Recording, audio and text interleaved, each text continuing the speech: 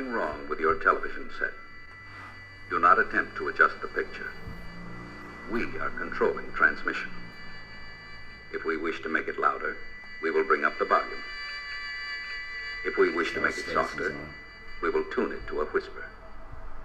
We will control the horizontal. We will control the vertical. We can roll the image, make it flutter. We can change the focus to a soft blur, or sharpen it to crystal clarity. For the next hour, sit quietly and we will control all that you see and hear. We repeat, there is nothing wrong with your television set. You are about to participate in a great adventure. You are about to experience the awe and mystery which reaches from the inner mind.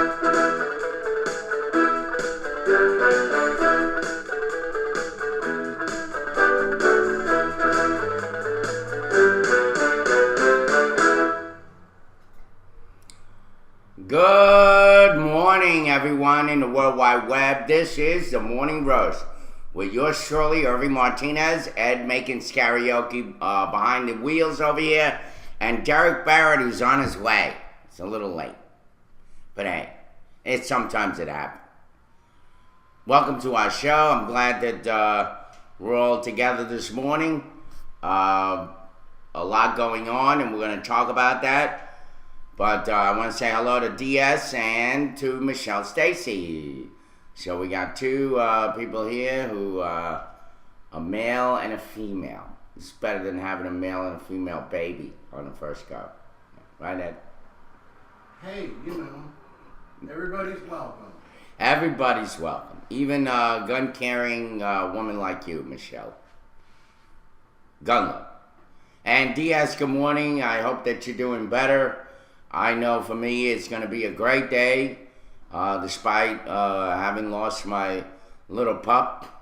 I'm going to be talking downtown at Bibb County. They also had me on the news. Good morning, Stephen and Too Much.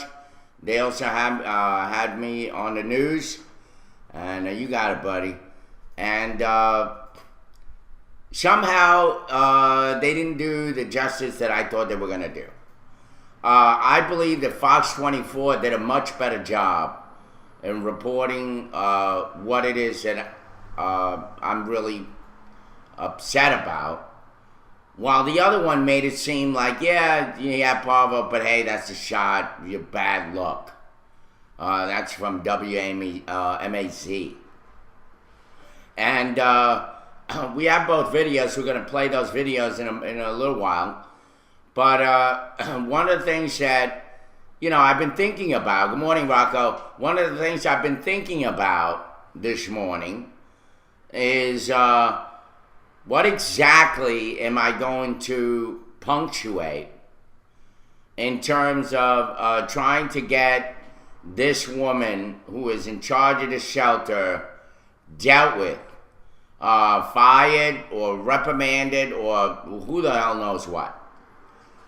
But here's the thing, what I discovered in her, because they taped her also. They went down, they taped me here, two news organizations, WMAZ local and Fox 24 local. They both came here. And of course, MAZ, Miss Lee, did an okay job with explaining in detail somewhat. But to me, it was more about what it cost me, and it was more about kind of making it look like I had a bad luck situation happening to me. And while the other news on Fox 24, I believe, focus in on my rage and my asking for Miss Sarah Tenen, who's in charge of the shelter, for her resignation. And I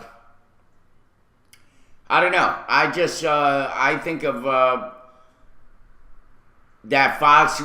First of all, Fox I have a better relationship with because I know everybody in the news crew. I know everybody that worked there. Even Derek himself worked at Fox for over 14 years. And so, and Amber, of course, who was the lead reporter coming in, we're pretty good friends. I mean, dude, she's just a wonderful, wonderful, wonderful girl. And so she really, Judy Lee did a good job. And she was the hotter one, I think. But, well, Amber. Amber, definitely. They're both gorgeous. They're both gorgeous. But definitely out of the two, Amber, I would say, would take the prize. But anyway, she did a great job. She took less footage. That's the irony. Miss Lee took a lot more footage, and yet she did the least with it, while Amber took less footage and she did the most with it. So that just goes to show you just don't know when the hell they're going to do this right.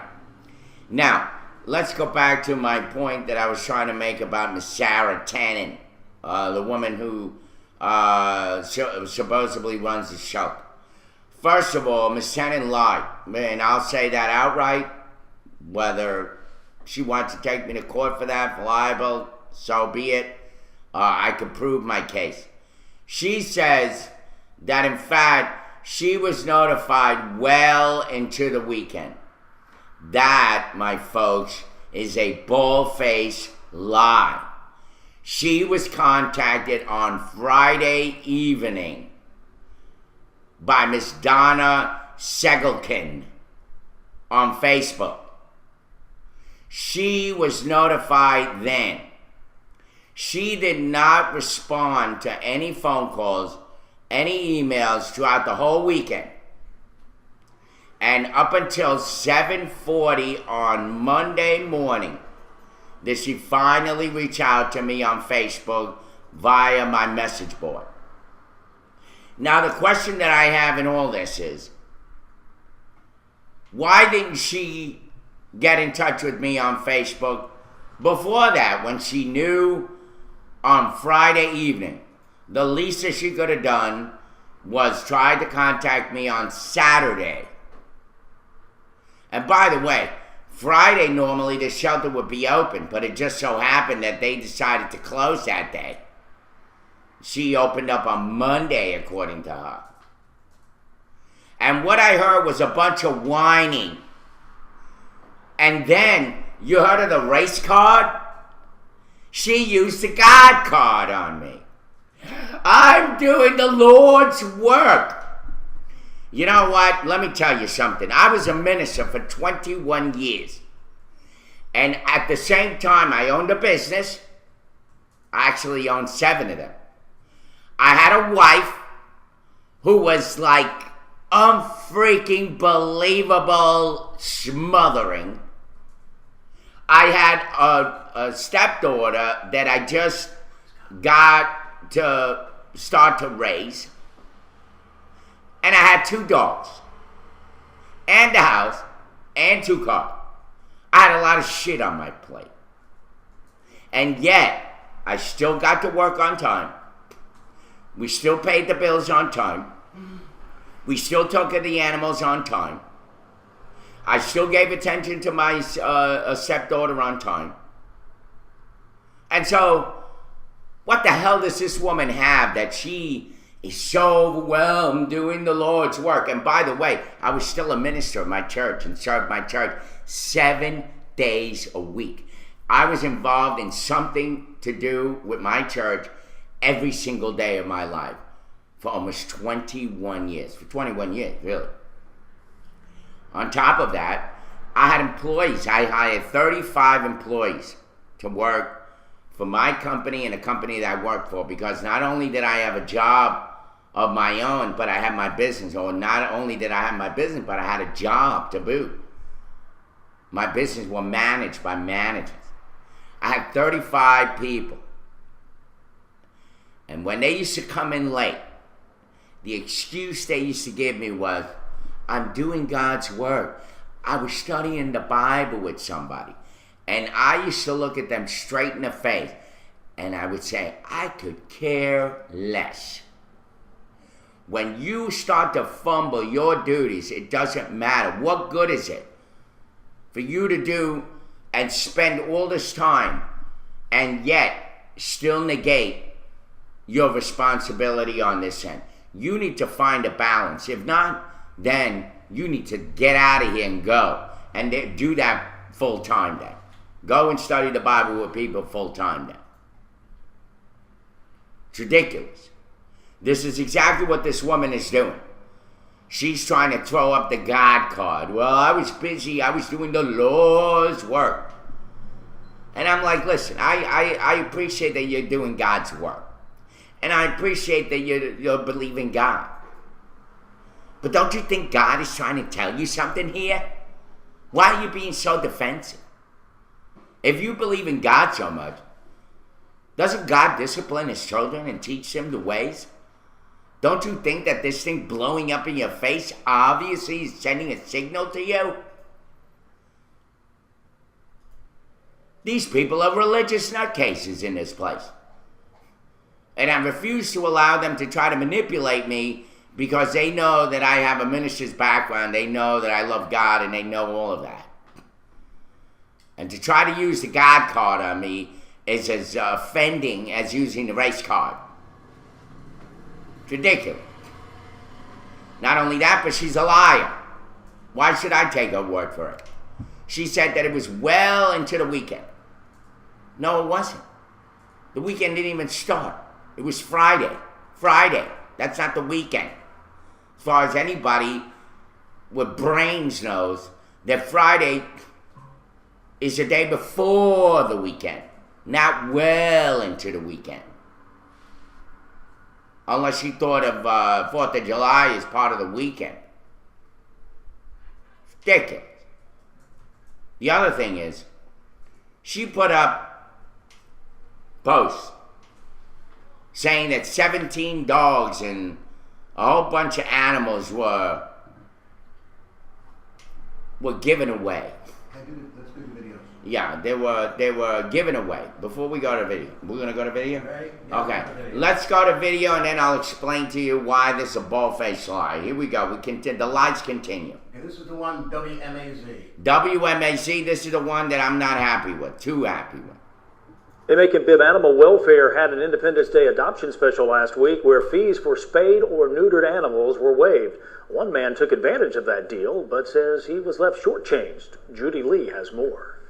When Irving Martinez adopted Lexi from Macon Bibb Animal Welfare, The most smartest, beautiful little animal, about 8 weeks old, no more than 6 to 8 weeks old. there were some warning signs that his newest family member was sick. She was vomiting and she was defecating in the car. He took her to the veterinarian and she was diagnosed with parvo. It's a highly contagious virus among puppies. 3 days later, Here she is alive, and here she is dead from parvo. Martinez spent about $90 on medicine for Lexi, and as you can see, the tubes are still full. There's also about $30 worth of food and supplies left untouched. Martinez contacted Sarah Tennant, the shelter's director, about a possible parvo outbreak. We look to see if they're eating, if they're drinking, and we watch poop all day long, because it has a distinct smell. Unfortunately, in Lexi's case, we didn't see that sign. Tennant tested the remaining puppies after finding out about Lexi's case. We do have one case of parvo here at the shelter. To prevent a parvo outbreak, Tennant euthanized 5 puppies and put the shelter on quarantine. It breaks my heart that my little dog died the way she did. Owners who adopted puppies from the shelter were then notified of Martinez's heartbreak. Judy Lee, 13 WMAZ, Eyewitness News. Now, Tennant says animals, including Lexi, are given a basic 5-in-1 shot when they first arrive at the shelter. It's a way to prevent parvo, but there are no guarantees. Well, Warner Robbins man is dead and his brother is in jail. That you don't take better care of your skin the way that you should. All right, Well, Jimmy. thanks for your feedback. Well, one man is blaming the Macon-Bibb Animal Shelter's director for the death of his dog. Irvin Martinez says his dog had parvo and the shelter knew it, or at least should have known. WGXA's Amber Jones has both sides of the story. As far as I'm concerned, I'm here ready and willing and able to say that I am asking for her resignation as soon as possible. Irving Martinez is asking for Sarah Tennant's job after a dog he adopted from the Macon-Bibb Animal Shelter died. He says Tennant had full knowledge. My heart goes out to him. We're sorry, but it's not our intentions, and nor will we willingly adopt out any sick animal. Last week, the shelter had an adopt-a-thon that saved several animals in the shelter. And it went really well. We was able to move 36 animals, cats and dogs. Irving says he's been waiting to adopt for over a year, and with the $50 price tag, he took his chance. Had a so-called special where they were going to waive all of the fees for spaying and neutering. He purchased a Lexus, saying she was sick as soon as the ride home, throwing up in the car. On Friday, my dog died, and that Sarah Tennant knew that there was a parvo issue going on in her shelter. Tennant said she gained knowledge of the parvo problem well into the weekend and took immediate action. Sent 2 to our vet to have it tested for parvo. 1 tested positive, 1 did not. We're going to do a self-quarantine right now until the state inspector gets here tomorrow. Irving hopes this inspection is the final one. I think that it's going to, number one, hopefully shut that shelter down once and for all. Amber Jones, WGXA. Alrighty, we're back. Alright. Well, and so is Derek. Derek, welcome. How you doing? He's back. Thank you for showing up. I was a little concerned. I couldn't remember whether you and I had a discussion that you weren't going to be here today. So. Yeah, he said he's leaving early. You're leaving early. Yeah, leaving early. So he's leaving early, and Yeah, because we'll continue. All right. Well, here's the thing. You two guys are having a whole different conversation. If you want to go to another channel, guys, I'd be more than happy for you guys to do that. You know. You guys come on here and you guys are bullshitting on your own over here and not even paying attention to the show. So if you guys want to comment, why don't you make some comments on what we're talking about? If it's too much for you to do, by all means, start your own show and you can bullshit there. You know, we have right now, we have a lot of issues going on and people should be paying attention. If not, Rocco and everybody else, you can go do your own show. You don't have to be here bullshitting and distracting all the and writing and distracting all the chat. All right, I'll be more than happy if you not do that and stick to the format. We're supposed to be talking to each other, and I make sure that I talk to the chatters, for God's sake. You guys got to make sure that you're at least addressing what the hell we're talking about. And stop bullshitting with whatever freaking thing that you want to bring up. This isn't some kind of just social gathering. It is a show designed for us to inform the public. Relate. Yeah. Okay? It's not an open forum for you to just talk about your mother. Alright? Okay. Now. And a good way to get rid of trolls, ignore the motherfucker. Yeah, exactly. If you want to get rid of trolls, don't pay attention. And some of you already have moderators status. Get them out of here. You do what you want on that, moderators. Anyway, so going back to the point of this whole dog issue. Mm-hmm. All right, we showed both videos. No, both videos. From Channel 13. Yeah, Channel 13 video, MAZ. Yes, MAZ, which was reported by the very lovely Judy Lee. Yes, of course, and he was salivating. He liked Chinese girls.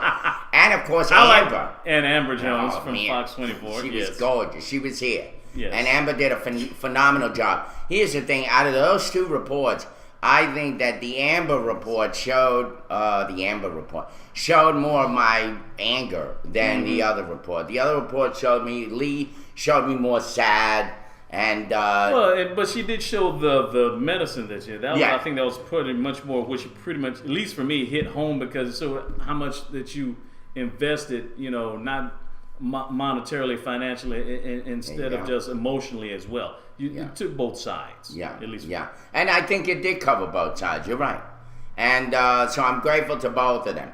Now the thing is, okay, now let's go back to what that woman was saying behind that desk.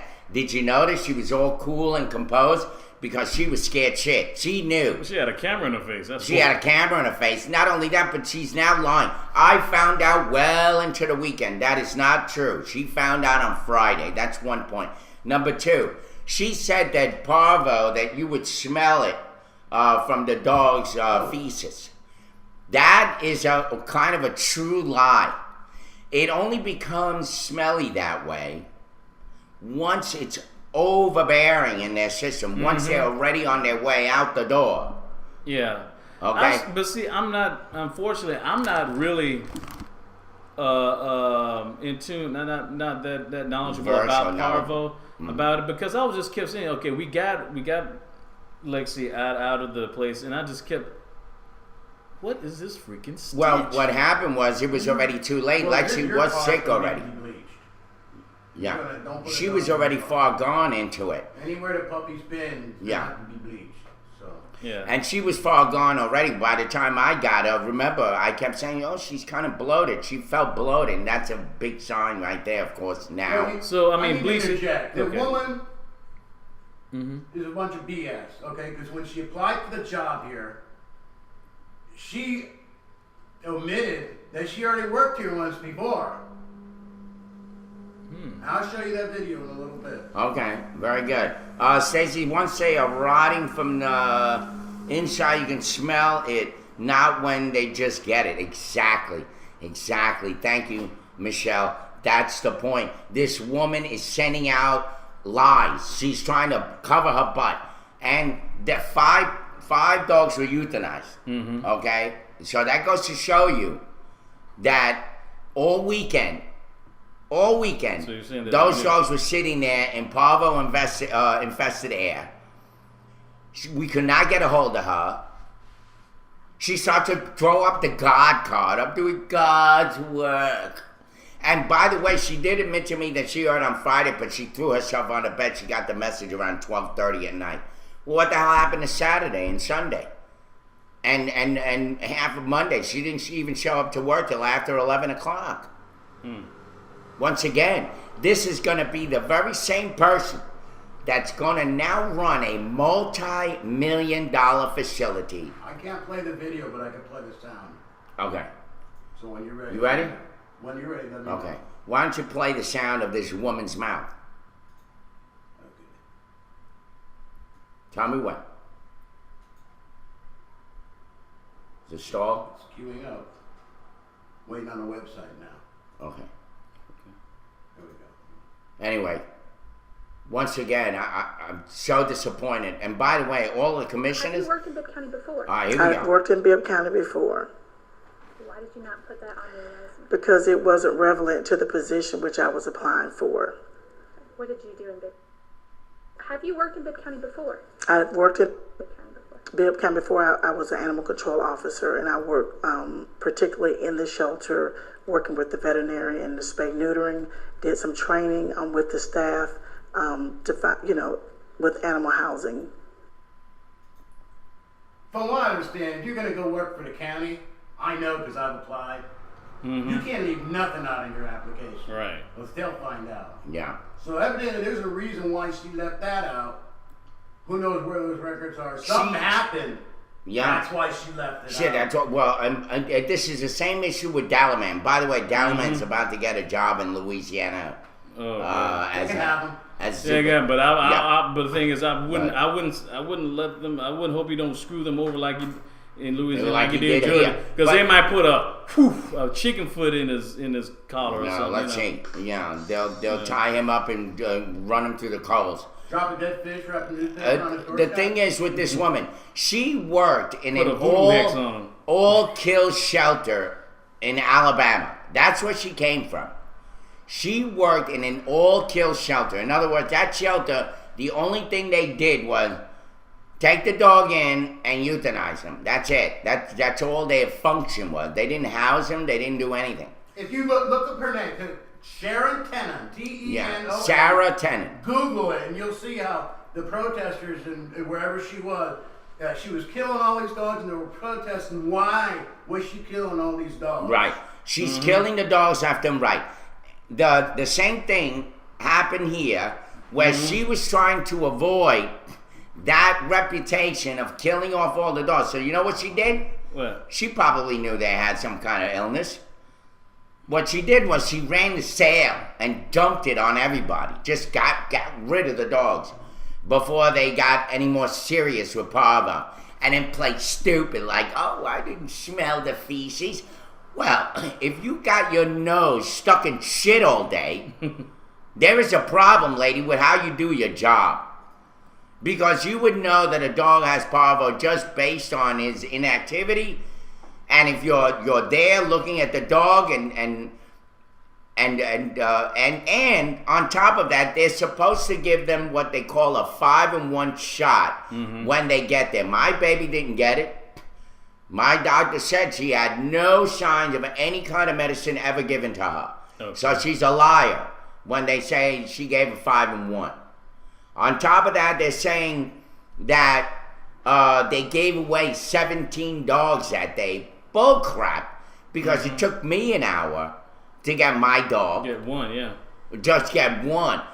And there were not that many dogs left. And, well, actually there were, but not that many. Yeah, probably, maybe a dozen at the most. Yeah. Not only that, I didn't see them giving away one dog while I was there. They were giving away cats. That's all I saw. Yeah, they had some cats. They had maybe like cat. Two. And one of them was the receptionist's cat walking around. Yeah, they had a cat walking around the office. Meanwhile, they got Parvo and all that other crap going on. They got one cat like roaming and throwing itself on top of the desk and everything. Absolutely God knows ludicrous. what, it could have been spreading out like the outbreak monkey. Who the hell knows? You know, cat scratches you get cat scratch fever. Well, all I can say is, look, this place is bogus. Right, you're right, Diaz. Effing cat. Yeah. I'm not gonna adopt a cat. I had a nightmare with a cat one time. Forget about it. Please, I'm done with I'm cat. all cat out, man. And yeah, you're the cool cat. You don't need a cat.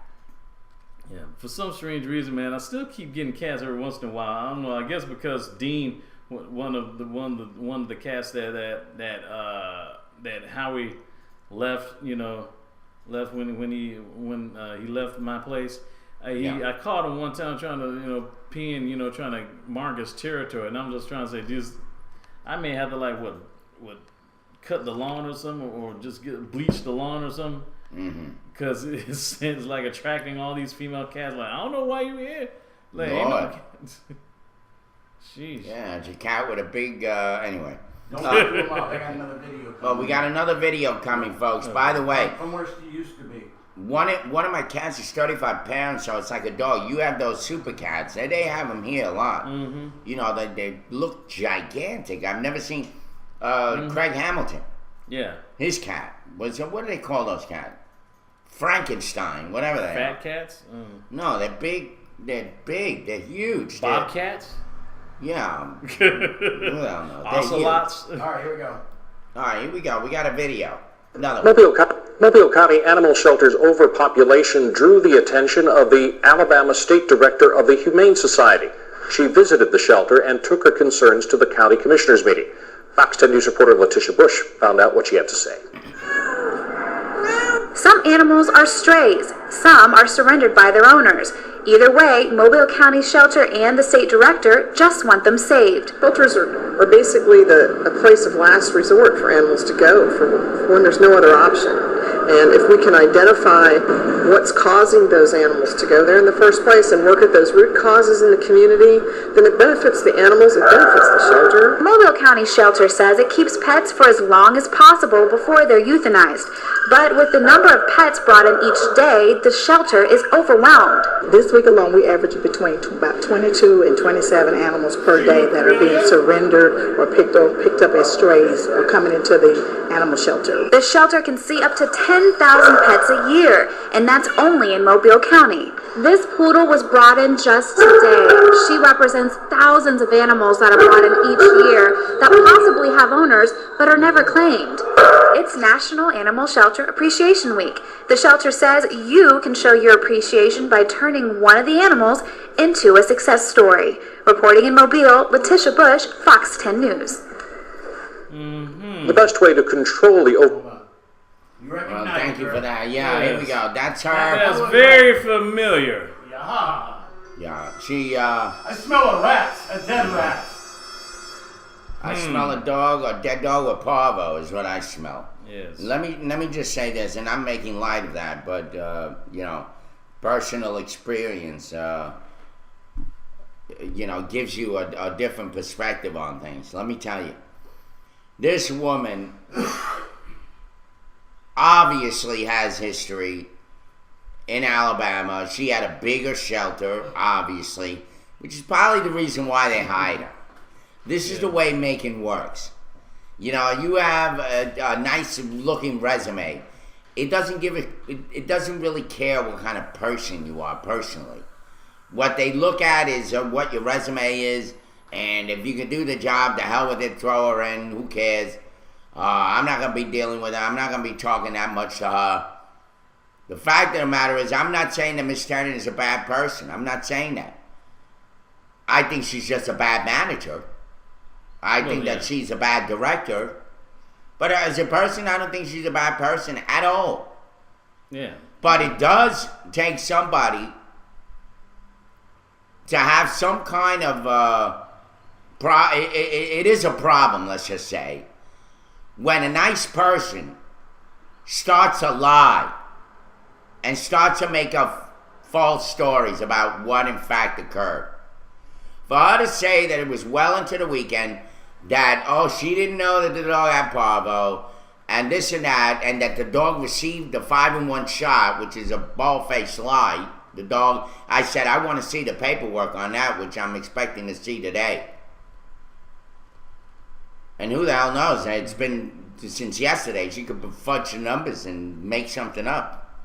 I mean, everything is handwritten. Nothing is really set in stone. They don't have a film footage of her injecting the freaking dog with a shot. I don't know. I'm gonna have to just take a word for it. Yeah, I mean, especially, I'm kind of concerned myself because I still want to have, a pet of my own, a dog of my own, and the thing is, once I'm more financially secure, financially stable, I probably would. But now since she has parvo, since she died of parvo, and said that the virus may still linger on, and said I may have to bleach my car and something for 1 year. Okay. Yeah, we got it pretty quickly. It's not like, and we got most of the air, and I hit it with Lysol. That kills it. Okay. And believe me, there I hope I wasn't don't a have to stain on it. don't have to reupholster. Oh no, it's not freaking. It's not flesh-eating bacteria. It's just it's a virus, and it only hits animals. And if you do not treat it, it will last a year. If that shit would have stayed in the bag and the vomit underneath your seat, then we have a problem. And that's where they really get it from. They really get it from the feces. It kind of, they kind of get worse and worse based on the fact that nobody's cleaning up after them. It just gets worse. But every, let's read what some of the chatters are saying. It says, okay, now I understand DS. DS is one of those, he says, that he would not set foot in any place that sells a dog for a profit. Yeah, because I asked him, he said that never go to a pet shop, or breeder. And he says, and I asked him about what about the pet shop at Mega Mall, Petland, because they sell dogs, cats, even rabbits, because they had a few bunnies from and fish. And fish and I think some gerbils too. Yeah, and what did he say? He says, no, I won't step foot in any place that sells a dog for profit. Not one that's purposely bred to sell, because every dog bred takes a home away from a shelter dog, simple as that. Yeah, you got a point, yeah. Because sometimes when you buy a pet, especially especially the dogs, especially like purebred dogs, or even the brand new mixed breeds that are popular, like the Labradoodle, part Labrador, part and the Puggle. Puggle. Yeah, I mean, they're outlandishly high. They want like $300, $400, $600. It's like and a lot of them don't even last long because they're so inbred that they're very unhealthy. They only last about 12 years. Yeah. If that. And the other thing is, I did want to make mention that when it comes to the selling of animals, I have a problem with that. I mean, even paying a fee for some of these dogs, I can understand that you need to pay a vet to spay and neuter them and all that. That's all good. You're getting the animal fixed, and that's important. But I think that even veterinarian fees are way, they put people out of money. I mean, all the time. And the other thing, and that's what people are afraid of. And the other thing is, when you do go to a shelter, what happens is these poor dogs, these poor animals, are trapped in a cage. So they're barking all the time, and they may be a little bit more aggressive than they would normally be. And what happens is, if a person goes in there and the dog is barking at them right away, oh, I'm not taking that one, they walk away. Yeah. What they want to see is a docile dog. It happens to me. And even the pit bulls, of course, with their bad reputation. You see a lot of them in these shelters, and they're beautiful. They're just happy as go lucky. But then you wonder, is this dog going to turn on me? Right. So I think everyone needs to educate people better on dogs. And I think that these shelters need to take up some form of, giving some kind of education manual on the dog that they're giving you. Right. Exactly. Instead they just hand you the dog with a leash and goodbye.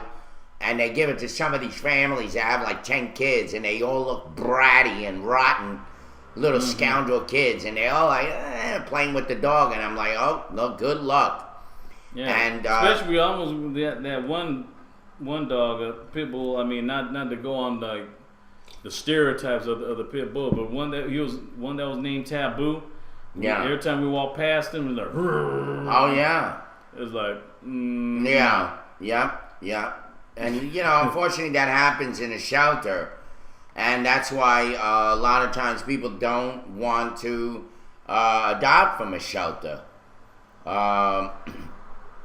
Now, during this time, by the way, and I'm very involved in that story, we had a couple of rescue people that are very, very big here in Macon. They actually, we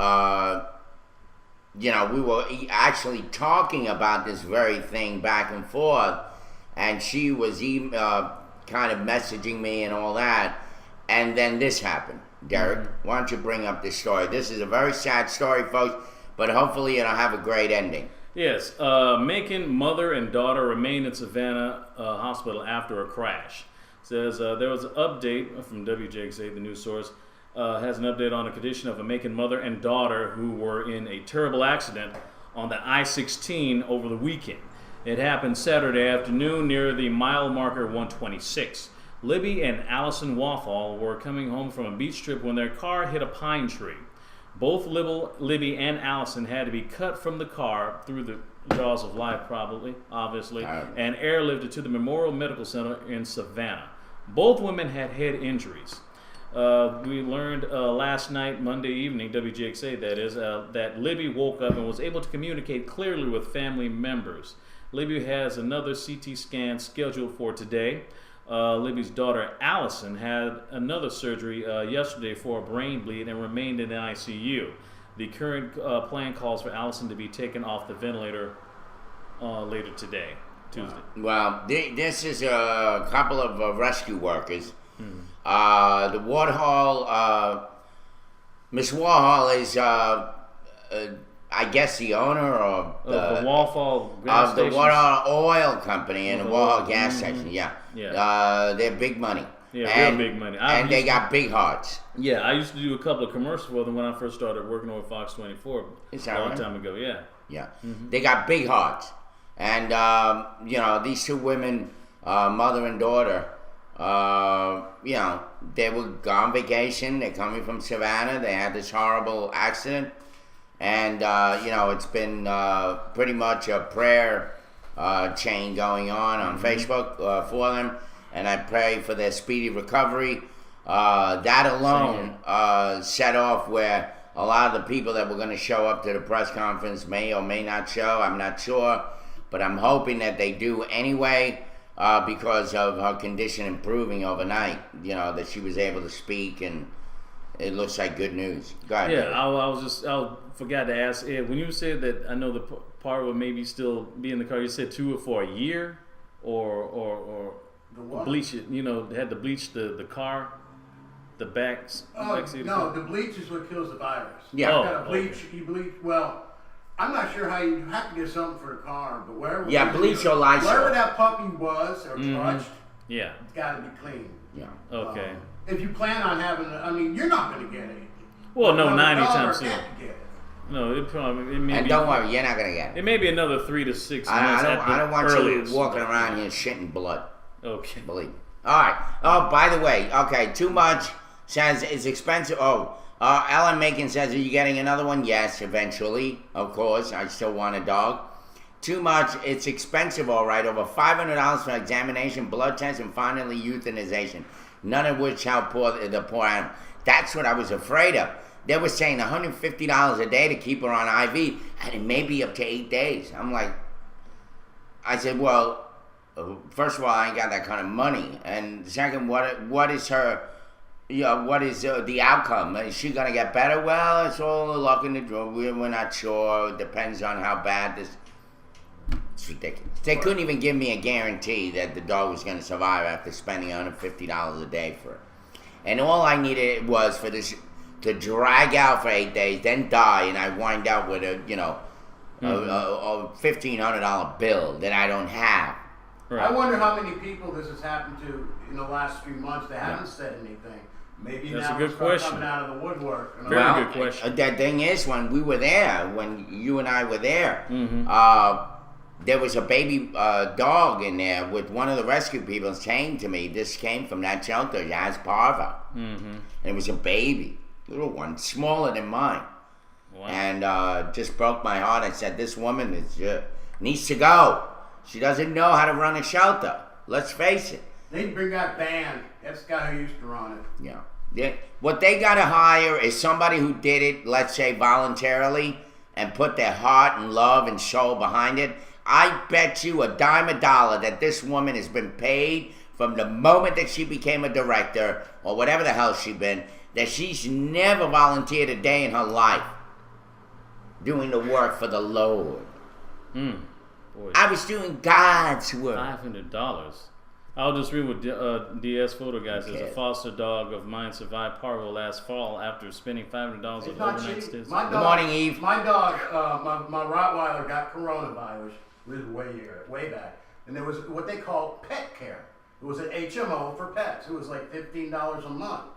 Of course, it's no longer because they lost money. Yeah. It was like a $15,000 bill. I mean, my dog survived. $15,000 is what it cost. Well, I was lucky when I was living up in Lilburn. I'll tell you what I left behind when I came to this rotten, stinking town. Okay? I not only had my own little business that I was running around called Errandipity. I used to run errands for people. Make some money. I made about $400 or $500 a week extra. Occasionally. Not all the time. But it was pretty much the standard. On top of that,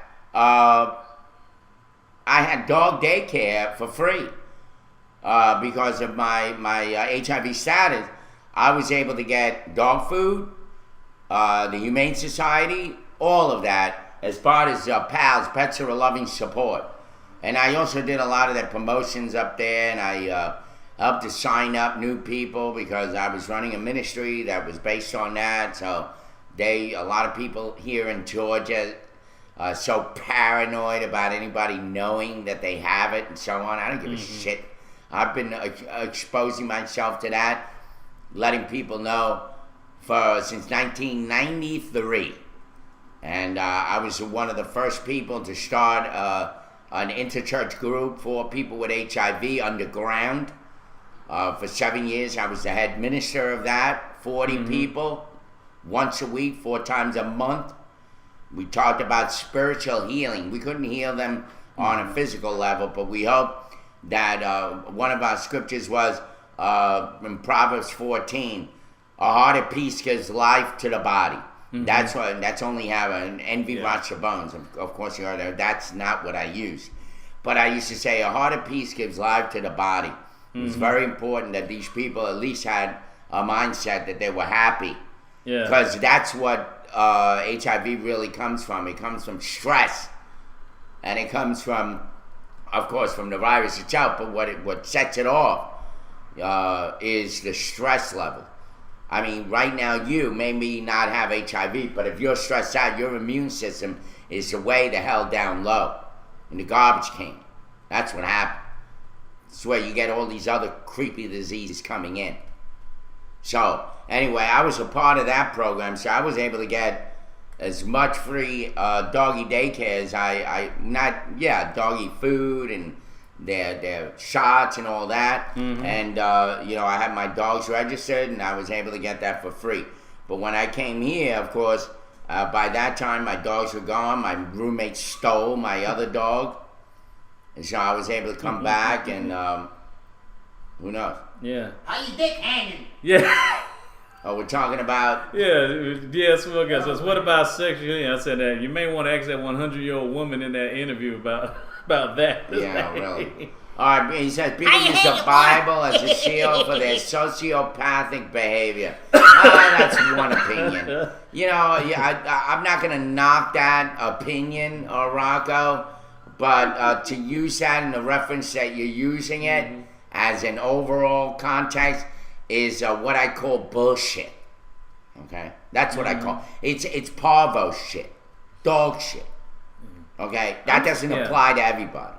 Well, because of this particular this little event right here with the dog dying and had to euthanize some of them, I have this really sad feeling that you're going to hear more about this, because people can barely get medical treatment for themselves, let alone a pet, and especially how, economically speaking, people barely have enough to get this. Money. So what they're going to do when they try to get a dog or even a cat, And that's why it's important that they have them fixed. DS says it all the time. You got to get these dogs fixed.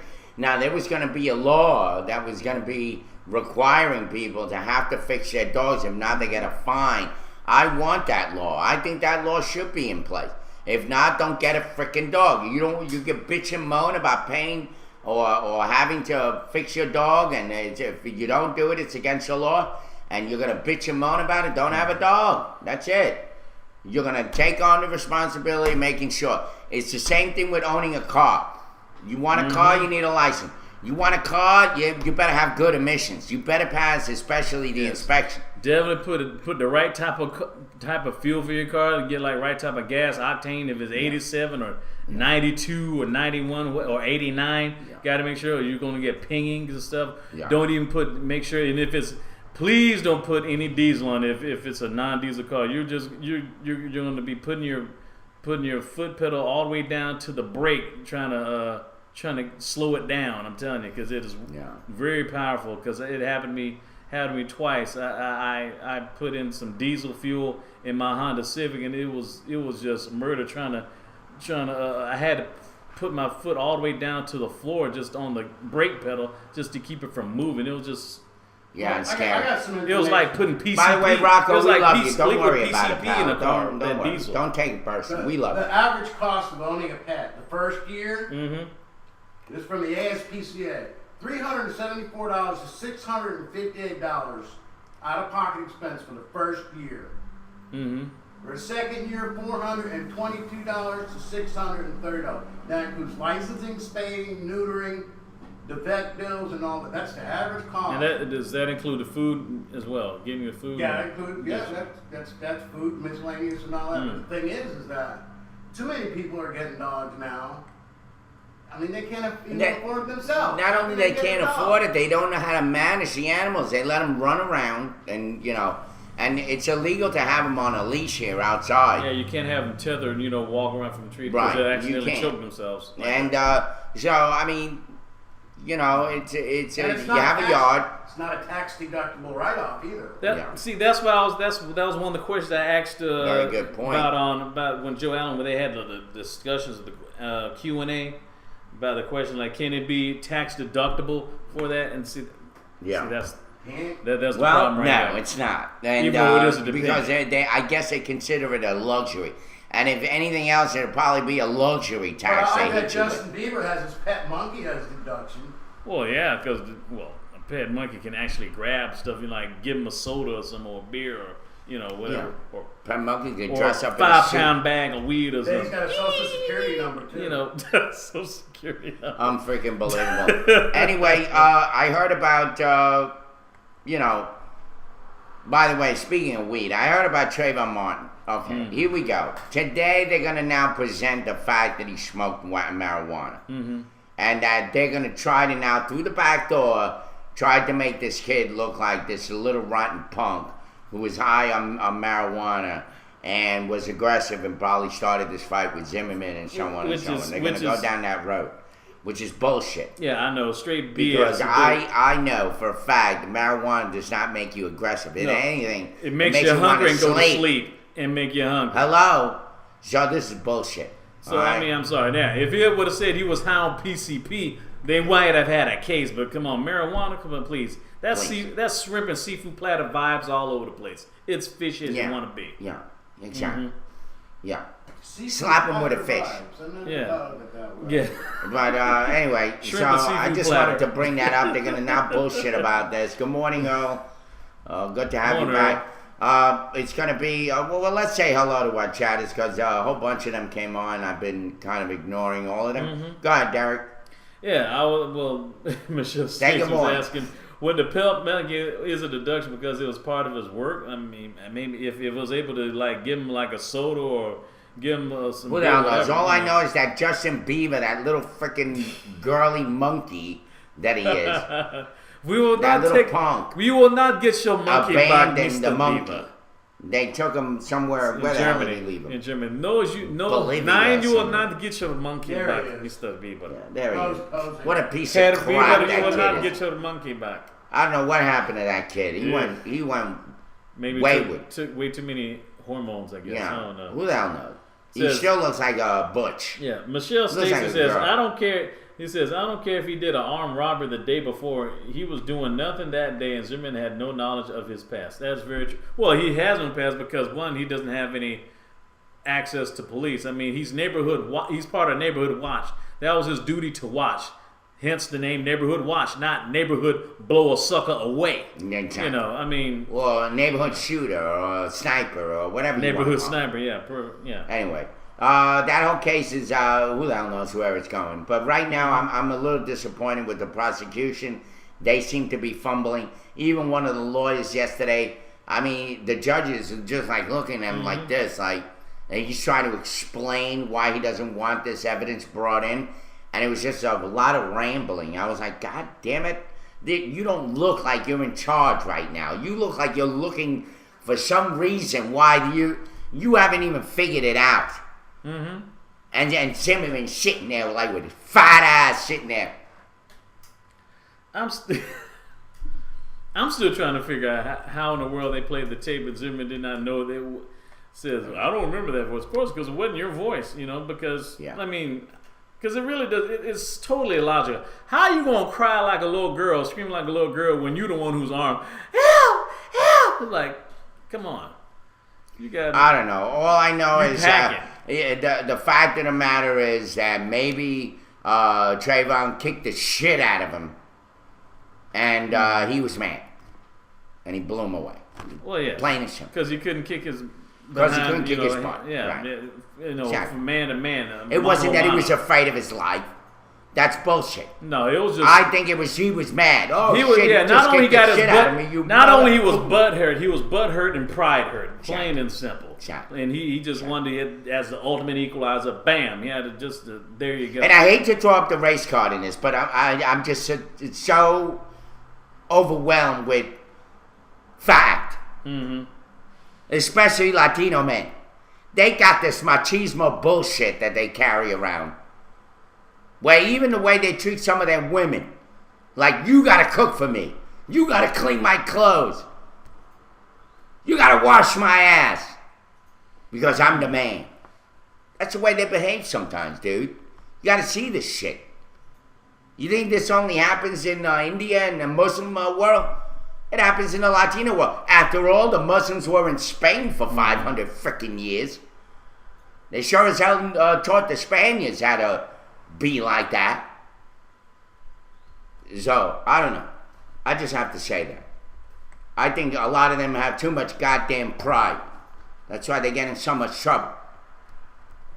Anyway, why is Obama the first black president? Who the hell knows? It was I had the same argument with him. And he's not all black. He's half. We know all that. But I know, like, people say red like a and mixed yellow. breed. Yeah, blue and yellow make green. But look, in math, what do you do when you have a half a number? You round off to the nearest whole number. So one. So like, and plus, we know that bigots, Ku Klux Klan, and skinheads, they hate on a curve. So Ku Klux Klan not gonna burn half across because he's half black. I'm sorry.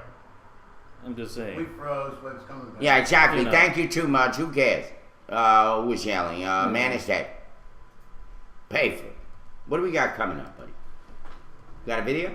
No, man. Oh, I just went blank. Okay. Yeah. Zimmerman is white enough, Rocco says. Michelle says he should be the first white. Yeah, mixed. Well, here's the thing. You know, I had a beagle, right? But really, it was a beagle fox terrier. Yeah. But it looked like a beagle.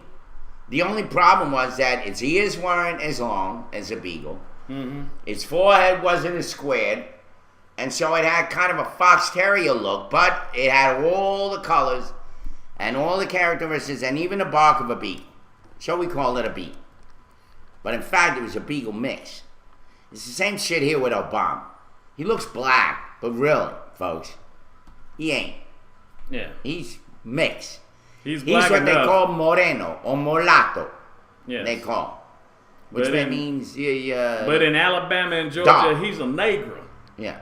They like I said, they hate on the curve. It's like the same Tiger thing with Woods. Zimmer. Then that Tiger Woods, if Tiger was driving through Augusta, Georgia during the Masters and he got a DUI, they're not going to be saying, "Hey, Mr. Woods, could you get your combination butt out of this car?" No, they're going to say, "Hey, boy, get out of the car." And correction, Michelle. She said that Zimmerman has nothing to do with white and blacks. Yes, it does.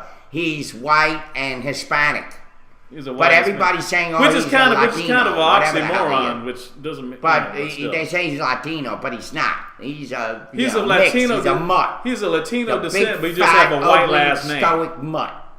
It's kind of like this, Michelle. He's Latino, but he has a white name. And he's got a Jewish name. White Jewish name. And I'm black, but I have a German name.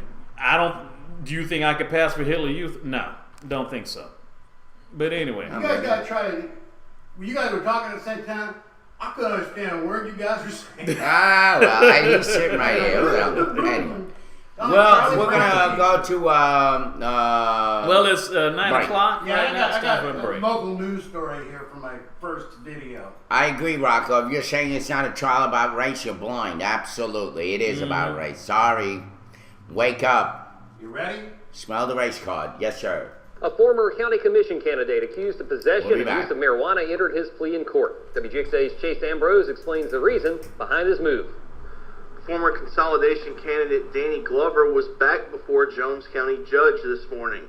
The local political hopeful was facing marijuana possession charges from his arrest back in January. This morning before Judge Green, Glover answered his plea. Glover used something known as a conditional discharge plea, but what does that mean? For that answer, I went to local attorney Ron Daniels. Really, the true benefit to it is a person accused of a crime can plead to first offender, and essentially, in a number of years, it doesn't look as bad on their record because they haven't had an adjudication of guilt in the traditional sense, where you're found guilty either by jury trial or by plea. You do have on there that you've pled guilty under a first offender, but sometimes you can have that expunged, sometimes you can take it off. The conditions of the plea include an $1,100 fine, 140 hours of community service, 12 months of probation, and a substance abuse evaluation at the end of probation. Glover dropped his run for the District 3 seat of the new Macon-Bibb consolidated government shortly after his arrest. Chase Ambrose, WGXA.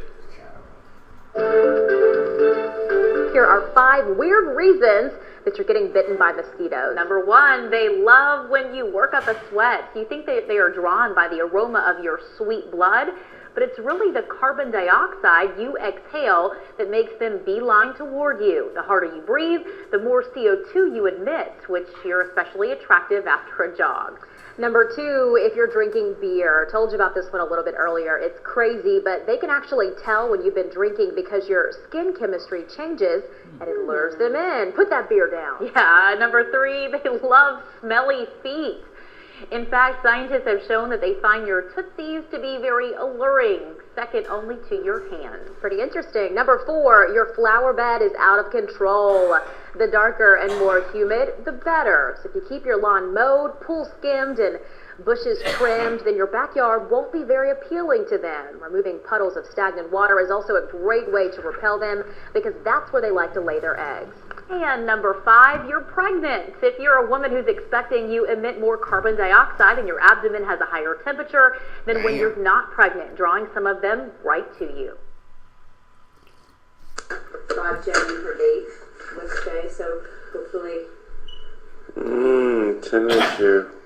And then, they're leaving at about 7:30. That's what we're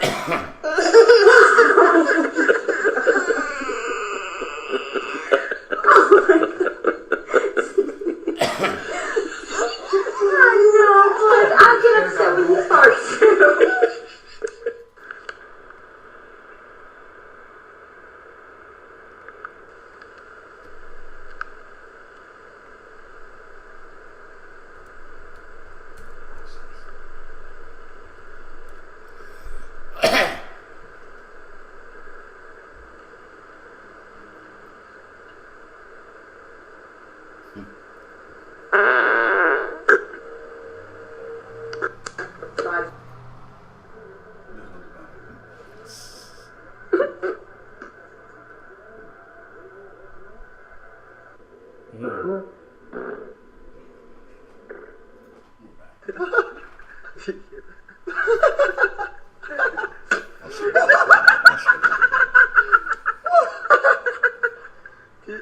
They can hear you, but they can't see you. Smelly cat. When sounds like an episode from Friends, man. Hope you learned a lot from these videos, folks. Wow, goodness. It's all good. All right, we're back. But how about that? It's 9:05 a.m. Eastern Daylight Savings Time in Macon, Georgia. You're watching the Morning Roast live from the Nut House with Irv, DB, and Ed. It's 9:05, 45 a.m. It's 72 degrees outside of Macon, Georgia. It's somewhat a little bit sunny, partly cloudy with a high of 88 and a low of 72. There will be some chance of scattered showers and some thunderstorms later this afternoon. So definitely have your umbrella ready just in case. Hey, wow. Hey. Let's not forget that, yes, folks, Michelle, OJ, I was upset that he got away with it, but he did, in fact, wind up paying some price for her death. Now, as far as it was a big, racial, gigantic, catastrophic event. If you remember, if you were around during that time, I was, about 20 years ago, everybody was on pins and needles waiting.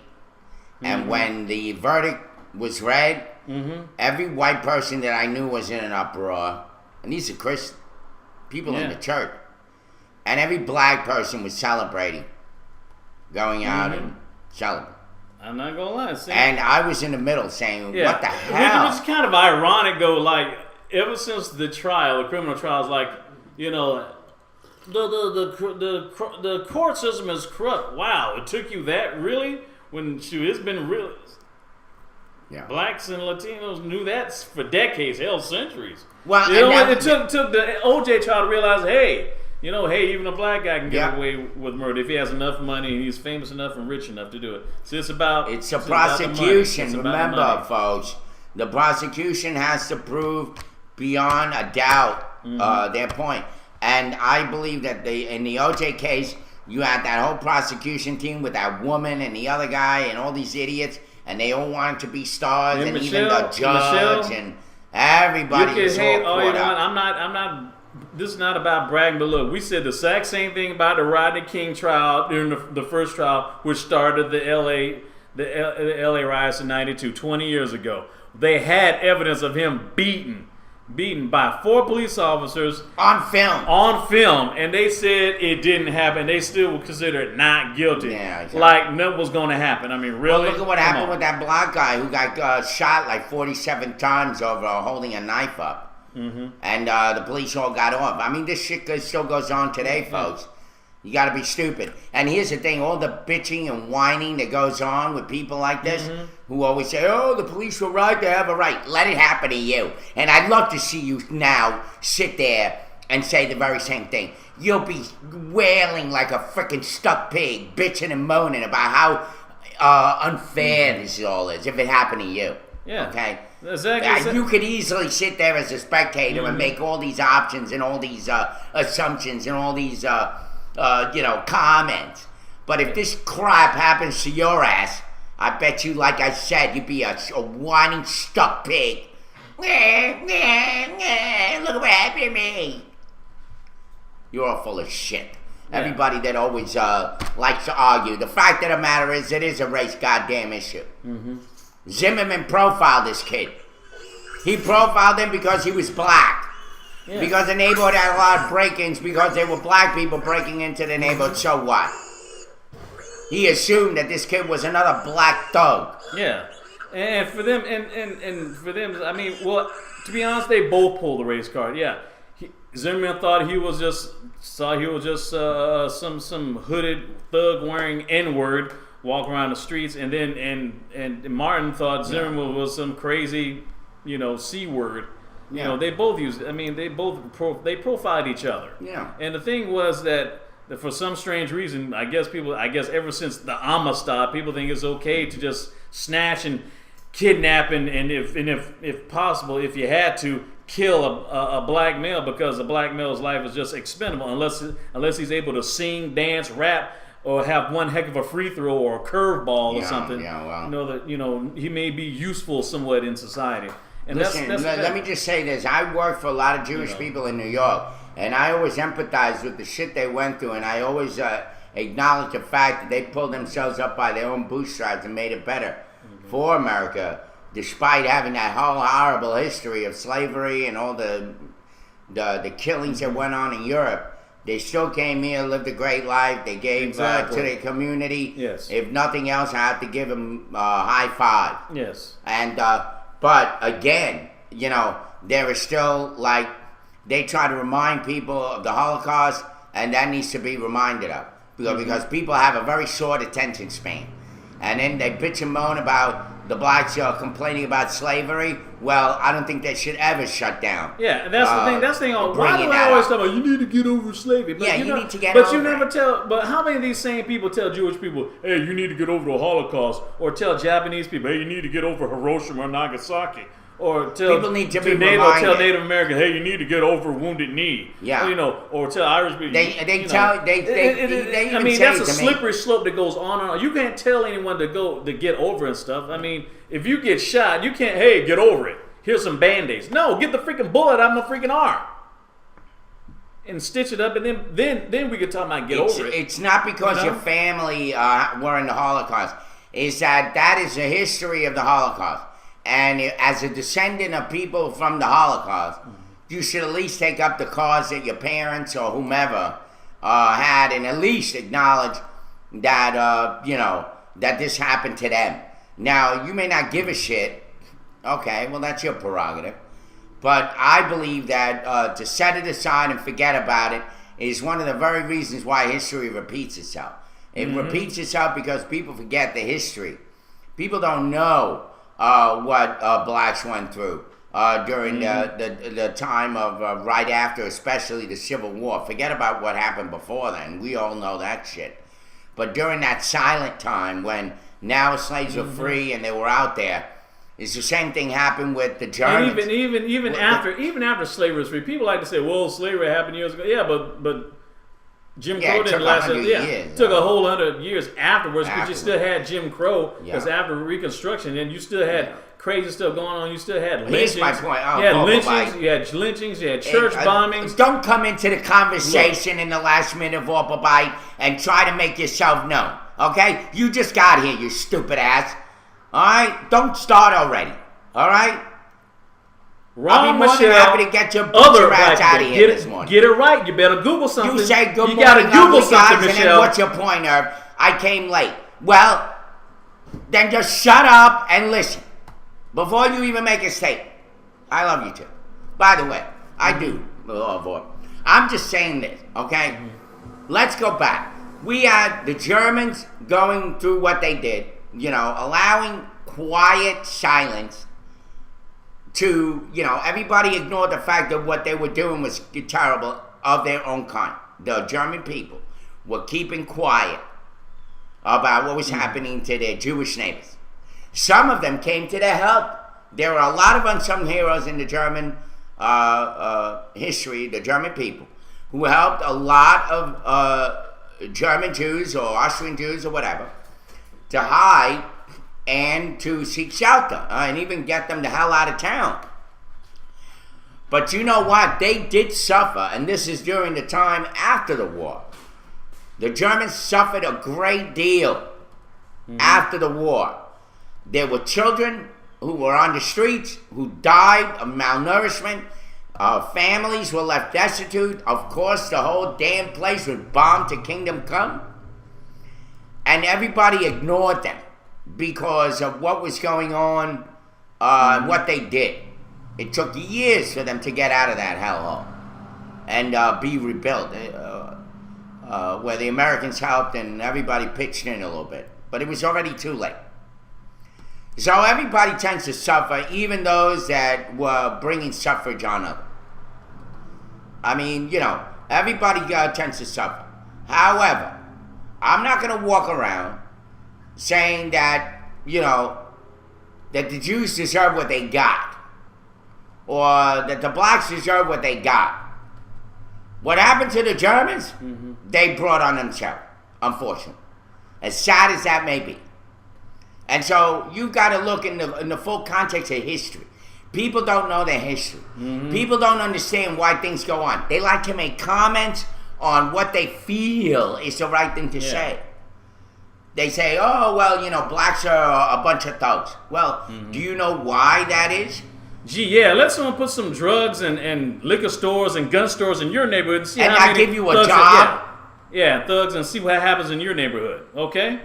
Not give you a job, not give you opportunity, not give you anything other than just to look at you like a thug and they want to shoot your ass. And of course, they don't make it any better, these little thugs. I'm not giving them any excuse with their low-riding pants and their ass sticking out. I would never. Yeah, I mean, it's like when you go through BS through 2, 3, 4 years, it's like Stockholm syndrome. You think that everything bad is good and good is bad. I mean, you're right, Vorpal Bite. Yeah. Let's not forget the people who died in the Spanish Inquisition, the Crusades, the Jihads, even the American Indian. Yes, we got a lot of shit history that has to deal with race, folks. And for anybody to say that it's not a race issue with the Zimmerman and Trayvon Martin is not only stupid, but it's deaf, dumb, pitiful, and blind to the fact. It's all always about race, folks. Unfortunately, that's what the human race is all about. It's all about race. I don't care. Or race and religion and class and and money. Because forget about a black, white, race, and class. The thing is this. There are thousands, tens of thousands of children that have been kidnapped and later murdered every year in America. And I'm just saying right now, point blank. If you're a teenager, you're walking down the street, and there's some guy walking around in a damn dark ass car with no lights on it, no police decal, security decal, no sheriff's department decal, anything like that, and talking about you want to get in the car. Where you coming from? You're gonna get in that car? Really? I don't think so. Yeah. Yeah, especially a punk like that. He didn't show any badge.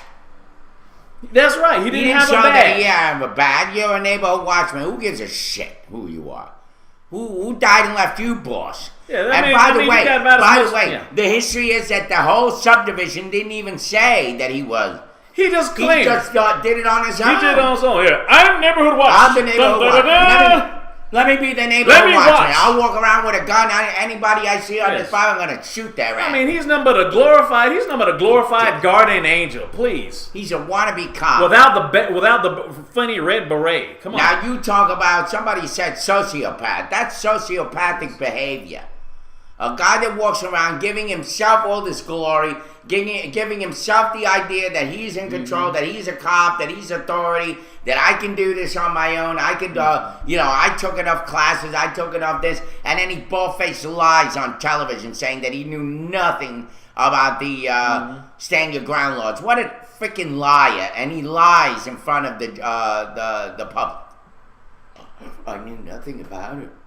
You son of a bitch! You took up more classes than freaking Einstein. You knew the freaking laws. Mm-hmm. That's why you were able to tell the story the way you told the story, because you knew how to bob and weave around the story, around the facts. Yeah. You knew exactly what to say. He was better than Anthony in City Hall. I'm serious. He was good. But not that good, because they caught him on tape. He's a bald-faced liar. And here's the thing, I don't think that he should get second-degree murder. As much as I hate to say that, I don't think he should. You know, it wasn't like he just walked up to the guy and shot him, and they had a fight. Yeah. I believe he should get... And you hear them he should get manslaughter, at least manslaughter. Yeah, manslaughter. If not first, then second-degree manslaughter, because the kid did beat the shit out of him somewhere. Yeah, he should get manslaughter and attempted child abduction by force, by force coercion, through gunpoint. Plain and simple. Because you could say, I mean, Trayvon Martin could have had bullet bands around him like Pancho Villa, big old hand grenades in his pocket, have a damn Wile E. Coyote Acme rocket strapped to his back. The point of the matter is, you just don't just abduct a freaking a team from the corner and you don't have a freaking badge. I'm sorry. Not only that, Vorpalbite's making up all this shit. Here's the thing, Vorpalbite, please, and just stick to the facts. Zimmerman had a criminal history too. He had a criminal history too. Okay. So he wasn't even. He's even less. He's less of a. He's more a substandard. He's worse of a candidate for law enforcement than Sutton. I mean, my goodness, he was worse. I mean, he wasn't even. I mean, at least Sutton made it through the police academy. Yeah. He made it. He couldn't even make a simple follow a simple order. Stay in your car. No, I'm gonna get him. No, come on. Yeah. He couldn't even follow an order. If you can't do that, you have no business in law and order, law enforcement. Period. Just stick to working at Winn-Dixie or Burger King, Wendy's, Hardee's, whatever you're doing. Yeah. All right. So anyway, who cares? Who cares? Vorpalbite, he doesn't even know where the hell you live. You're some freak in some town that nobody knows. Don't worry about it. You're like the Unabomber, somewhere in the middle of nowhere. No one can find you, even if they wanted to. Anyway, so all I'm saying is, and by the way, the word threats is not treats. Well, however you say it. Death treats. Yeah, death like treats. Scooby snacks. Like or something. treats, yeah. Give me. But you'll find Scooby-Doo before they find you. Don't worry. Anyway. Well, in other news, I have some news. Please, let's bring this up. Yeah, there's some local news. It's about that son of a bitch. He got Dollarman chosen for a candidate. Here we go. Superintendent job. Former Bibb County School Superintendent Romaine Dollarman has landed himself a finalist for a new job.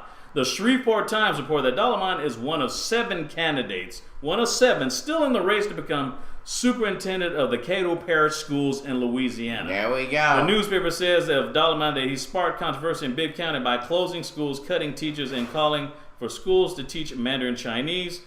Dalaman faces 2 locals and 4 out-of-state candidates for the job. There you go. Do you think? Well, there he goes. I mean, once again, spreading his bogus bullshit with some kind of a program that he had, where he has people speaking Mandarin, and let's put it this way: his idea of America is you better learn Chinese because we're gonna have to deal with these people. Well, you know what? Screw them. Let them speak English. If the Chinese want to invest in this country, let them speak English. Because I'm not going to go to that polluted place. Nobody here is going to go to China. All they have to offer a bunch of freaking rice paddy field. And a bunch of angry people. Let them come here. Let them learn English. Who the hell cares about going there? Press 1 for English. There you go. Anyway. ¿Es habla español o primera dos? Yeah. Yeah, they should learn how to speak Spanish. Let the Chinese speak Spanish. And they didn't treat the Spanish people that way. They were saying, oh, speak English, speak English. Well, why can't they tell that to the Chinese people? What is that all about? That stupid ass dollar man, he's a punk. I hope he doesn't get the job. Well, you know why he was doing that? Eventually, we're all going to be serving Chinese food. Let them fall in a quicksand. No, we're going to be serving American food in China. Yeah. Want them comment? And get no people in the poo-poo platter. People getting fat off of Big Macs over in Beijing. They're gonna own our ass.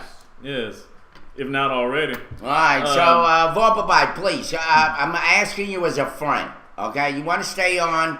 You stop bullshitting and getting off subject. All right. If you're gonna stay on subject, stay on subject. Stick to the subject. If not, you're out of here. You understand? You have to come back as Vorpapai 12. All right, so I'm serious. Please, just be a friend. All right, I love you and I want you around, but stop this bullshit going back and forth and all this racist rant that you like to do. I'm not into that right now. All right, we got enough racism going on. Yeah, we got enough trouble. Speaking, we got brothers. How about some good news? All right, let's have some good news. We want some good news. Yeah. Well, is there any good news? Well, not just yet. But I do have another story about some brothers, but brothers of another color. Okay, now brothers as siblings. Vorpapai, you of all people, where you were booted off Vaughn Live for being such a pain in the ass to people, let it go, okay? Remember that. You said a lot of shit that's worse than anything that Rocco could say. Okay? Okay. Thank you. All right. Okay. Warner Robins police are investigating a weekend fight between 2 brothers that turned up deadly. The resulted deadly. Officers responded to a Mobley Court home just before 2 a.m. Saturday night in reference to an unconscious male. 2 brothers, 22-year-old Joshua Von Steenberg and 34-year-old Jason Von Steenberg, had a verbal bite that turned physical. Jason struck Joshua, causing him to fall, and he struck his head on the concrete driveway. Joshua was transported to the Houston Medical Center and later transferred to the Medical Center of Central Georgia. He was pronounced dead a day later. Jason was arrested and charged with aggravated battery, family violence, and is in the Houston County Jail. The case has been turned over to the Houston County DA for a further review, and we'll probably get more details on that story as the story progresses. Did you hear about Randy Travis? Yeah. Yeah, he's in critical condition. Mm-hmm. And, I'm a big fan of his. I used to play his tape in my car all the time. Mm-hmm. And I used to play his video Forever and Ever, Amen. Yeah, that song was I'm going three wooden crosses. Remember that song? Yeah. Mm-hmm. Yeah, and the other one was Hammer and Nails or something like that. It was really cool. I remember he this did one a song. lot of great songs. He had some good songs. The Wind and the Wire. That was The Wind and the Wire. American song. Let me tell you, that guy had one of the nicest country voices of all country music. I used to it was soothing country music. You heard a song, you wanted to sing it. And he is a young man, by the way. He's only even though he's only 54 years old. And he's about 3 years older than me. And the thing about Randy Travis is he really was making a comeback some time ago. He, turned himself over to God, I guess is what they say. And although you're his anyway, all the time, regardless. But, okay, so he put his focus on God more. And then he was on a couple of movies he did. And he was turning his whole life around. And then now all of a sudden, I mean, you wonder what caused it. Depression. Possibly. Folks. Depression. Depression can do a terrible thing to you. That's why, I mean, yeah, he is 54. He's a good man. I just hope and pray that he'll make it. Yes. It really hurts my heart to see him this way. Yeah, especially when you hate to see people, especially close to your age, get up in those type of medical situations. Yeah. Yes. So, what else is in the news, some Derek? other news about Danny Glover, not from the Lethal Weapon movie franchise. We played the video. Oh, you already have? Yeah, but let's talk about it because, you just saw the video. A very sad young man in our community, Danny Glover. Wonderful, wonderful human being. As a person, he's a wonderful, wonderful, wonderful person. Yes. But unfortunately, he got caught up in this whole craziness. Yeah, he got caught up. The political hopeful Danny Glover appeared in Jones County Probate Court yesterday. He entered a conditional discharge guilty plea due to facing drug possession charges from January of earlier this year. The conditions of his plea include the required fine of drug possession charges of marijuana, which less than an ounce of $1,130, 40 hours of community service, 12-month probation, and a substance abuse evaluation at the end of his probation. Yes, they did. He earlier announced his candidacy for District 3 of the new Bibb County Consolidated Government earlier this year. He qualified to run against longtime Macon City Councilwoman Elaine Lucas and political newcomer Terry Tripp. But after the details of Glover's arrest were released, he dropped out of the race for Macon Bibb Commissioner shortly afterwards. Yeah. So. Well, he's a young man. Once again, he loves his community, loves people. He's a good guy. Unfortunately, there are times that he hangs around with some guys that don't consider that he is a high-profile politician. They didn't really look out for him, his bag. He got sloppy himself, and unfortunately now he's done with this. I think he could still make a comeback, but he has to kind of like Paula Deen disappear for a while. Yeah, he's going to have to lay low for a while. He has to lay low. It's pretty much like everyone else, like what's his name, Spitzer and all these other people who had to lay low. Yeah, Spitzer is running against a very madam that he bought horse from. Would you believe that? Dang. And then they got that Wiener guy that showed his penis all over Twitter and all that crap. I mean, New York City, thank God I'm out of there. They got the worst politicians running. It's worse than Macon. Yeah. You know that's bad, right, Derek? Yeah, that's real bad. If it's worse than Macon, you know it's freaking bad. It's really bad. It's horrible. New York City politicians. They have the lesbian woman running for mayor. They have the perfect guy showing his 12-inch long penis, bigger than his beak nose, running Paul J. Wiener or whatever. Anthony Weiner. Actually, Paul J. Wiener was the name of my principal. Yeah, he was a big fat guy. He would look exactly like Wimpy. So help me God. Wimpy's the character from Popeye. The one that said, I swear to God, this guy walked around with a bowler and he was fat with a suit. I'd gladly pay you Tuesday for a hamburger today. What he used to say is, you step out.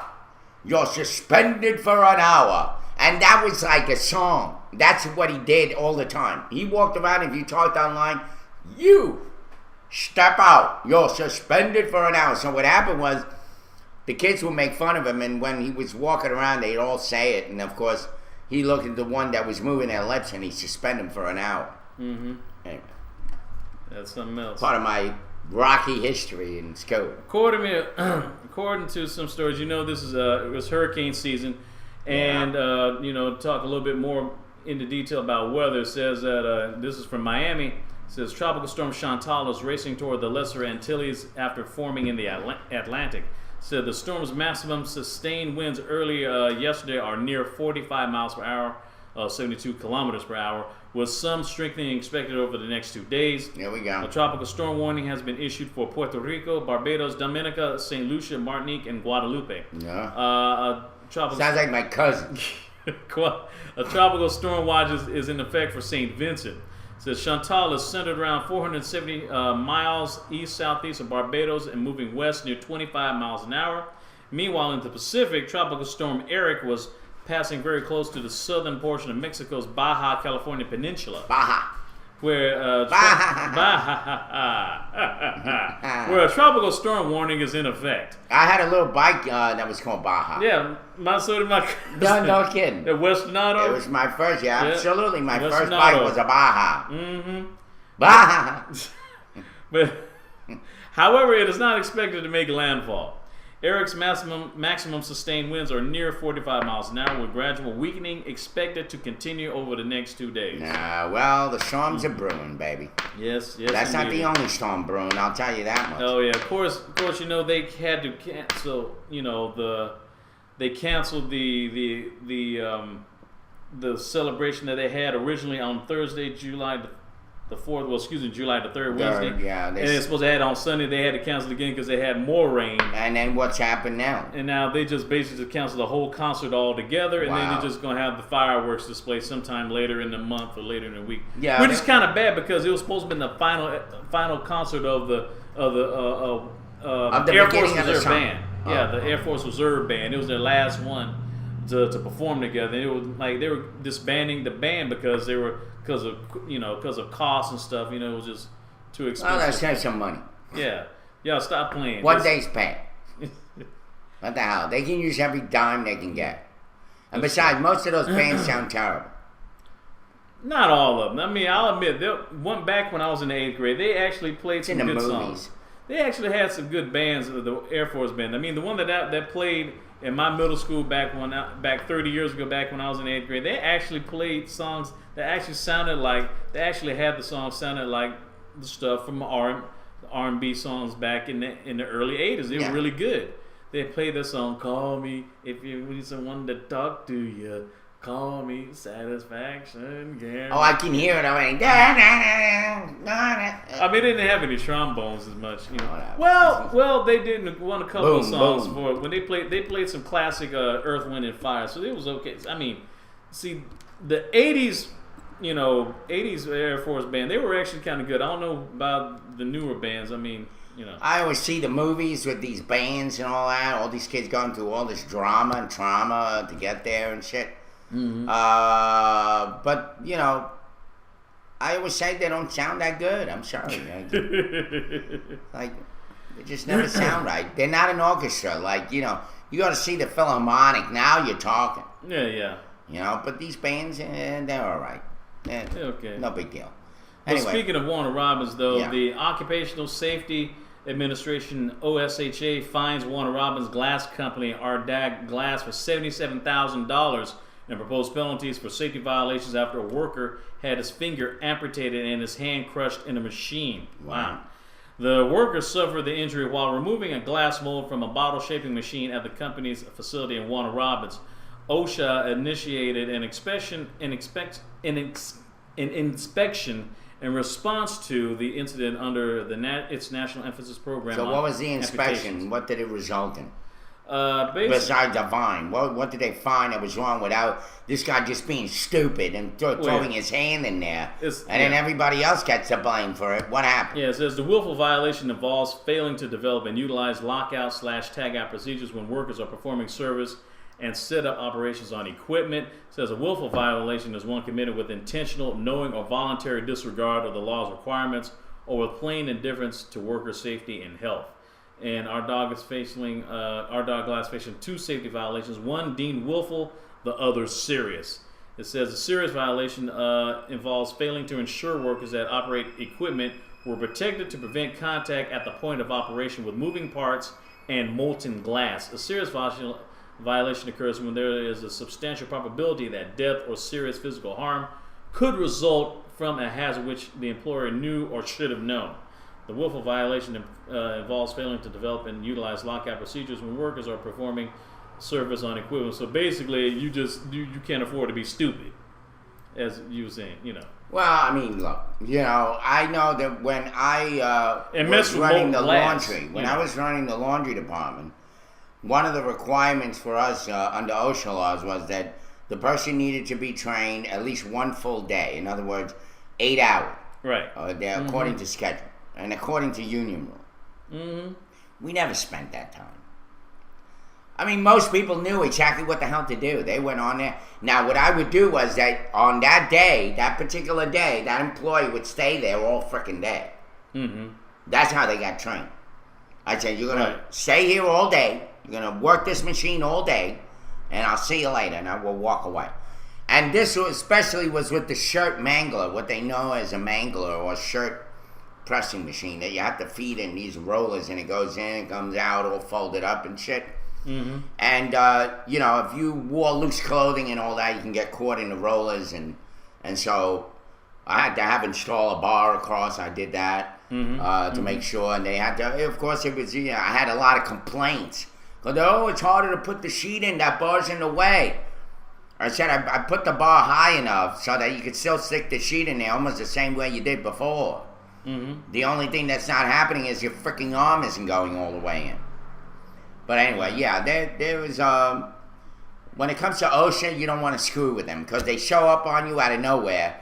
They shut your ass down. Next thing you know, you got employees milling around. Mm-hmm. And you still got to pay them. You can't send them home.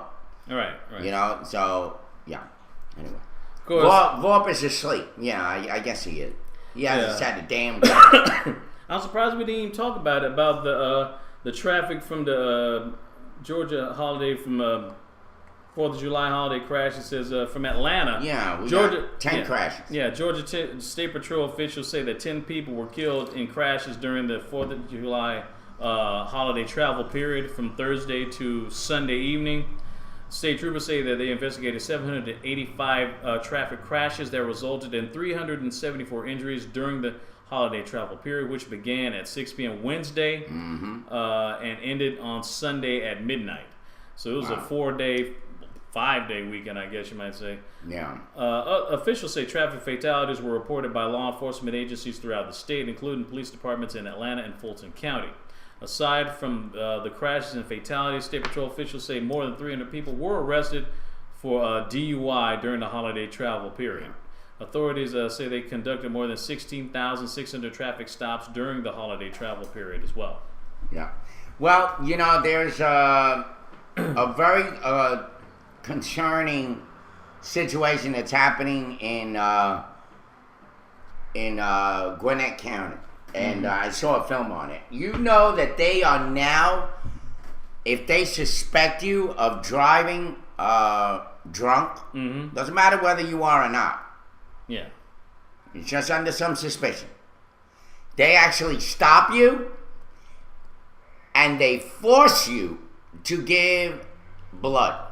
Yeah. And if you refuse, they put you on a gurney, strap you down, and have a nurse come in and take it out. That is exactly what's happening in Gwinnett County today.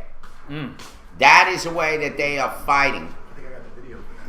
That's the way that they are fighting the so-called DUI. So you think we got it bad here? Yeah. Go to Gwinnett County where I used to live. They don't mess around. And this is a big deal up there right now where it's all over the news about it. And exactly, forced blood draws, absolutely. And it's happening left and right. You should have seen some of the people that were dragging in there. And they were like, I'm an American. I'm not sure what is going on. They're strapping him down. And he was a white guy. They had a black guy. They had an Asian guy. They had anybody, dude. This is almost like a military insurrection going on in Gwinnett County, right here in the state of Georgia. That's incredible. That if they even suspect or get a whiff, and even in some cases, they don't care. They do a traffic road stop, what they call like ICE over here. What do they call it here? ATF? Operation Thunder. Rolling Thunder. Yeah, Rolling Thunder. You ready for the video? Yeah, here we go. We got a video on this. New from the I-Team tonight, suspected drunk drivers in some metro counties are getting a rude surprise when they refuse a breathalyzer test. Yeah, instead of taking no for an answer, officers now obtain a search warrant to forcibly draw blood and get evidence for the case. The key word there, of course, forcibly. Fox 5 I-Team reporter Randy Travis here now with the video you have got to see. Randy, it is Everybody would agree that this is disturbing video, Russ and Lisa. Each year, drunk drivers kill more Americans than the wars in Iraq and Afghanistan combined. It is often a tragic, preventable crime that frustrates law enforcement. That's why some say what you're about to see in Gwinnett County is justified when a DUI suspect declines to cooperate. Are you serious? I've never been raped by rape. This is so unnecessary. No! Excuse me, hold on. I never fought nobody. I didn't ever do nothing. What the hell is y'all doing? What they're doing at the Gwinnett County Jail is strapping down suspected drunk drivers to a gurney so a nurse can take their blood. Evidence that can be used against them later in court, even though the suspects refuse to give their consent. What country is this? What country is this? David Boyle is a former Gwinnett prosecutor, now defense attorney.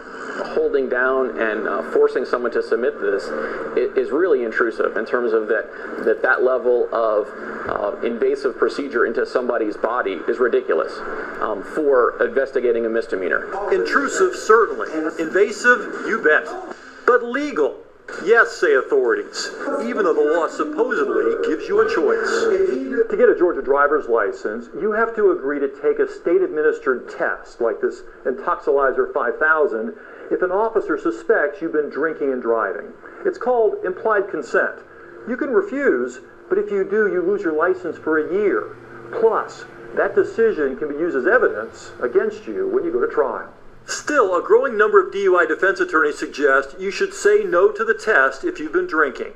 In fact, many advise refusing all field sobriety tests, claiming you're simply helping the police manufacture evidence against you, and a 1-year suspension might be preferable to having a drunk driving conviction on your record. Veteran lawmen like Douglas County Sheriff Phil Miller admit that strategy has made their job tougher. If you're drunk and you're driving a vehicle, I'm going to try to put you in jail.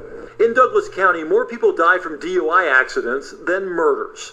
So 3 years ago, authorities there tried something new. You take the state breath test and we'll get up to the office. Every time a DUI suspect refuses to take a breath test, Douglas County deputies get a search warrant to draw their blood. For every DUI stop, even if there's no accident or injury. Gathering the blood, that's the best way I know of to prove if somebody's either not DUI or DUI. And it is what it is. If they're not guilty, they're not guilty. If they're guilty, they've got to face the consequences. And I don't see anything wrong with that. If you're going to take their blood anyway, why give them a choice? Well, the law requires us to give them a choice. The sheriff says mandatory blood tests have also helped their conviction rate. This man refused the breath test, but the forced blood draw showed he was legally impaired at 0.16, twice the limit. He pled guilty. A lot in Douglas County are doing the same. I would much rather that message get to these people than the message is if they stop you, don't take a test. The police will manufacture evidence. That's a bald-faced lie, Randy, and you ought not tell it. Instead, Douglas County now encourages other departments around the state to adopt their no refusals policy. In January, Gwinnett County's DUI task force started forced blood draws, but with one big difference from Douglas County. We all are American citizens, and you guys got me strapped to a table like I'm in Guantanamo Bay. At the Gwinnett County Jail, every forced blood draw begins with strapping down the suspect on a padded table and putting them in a head grasp. Every time, whether they're compliant or complaining.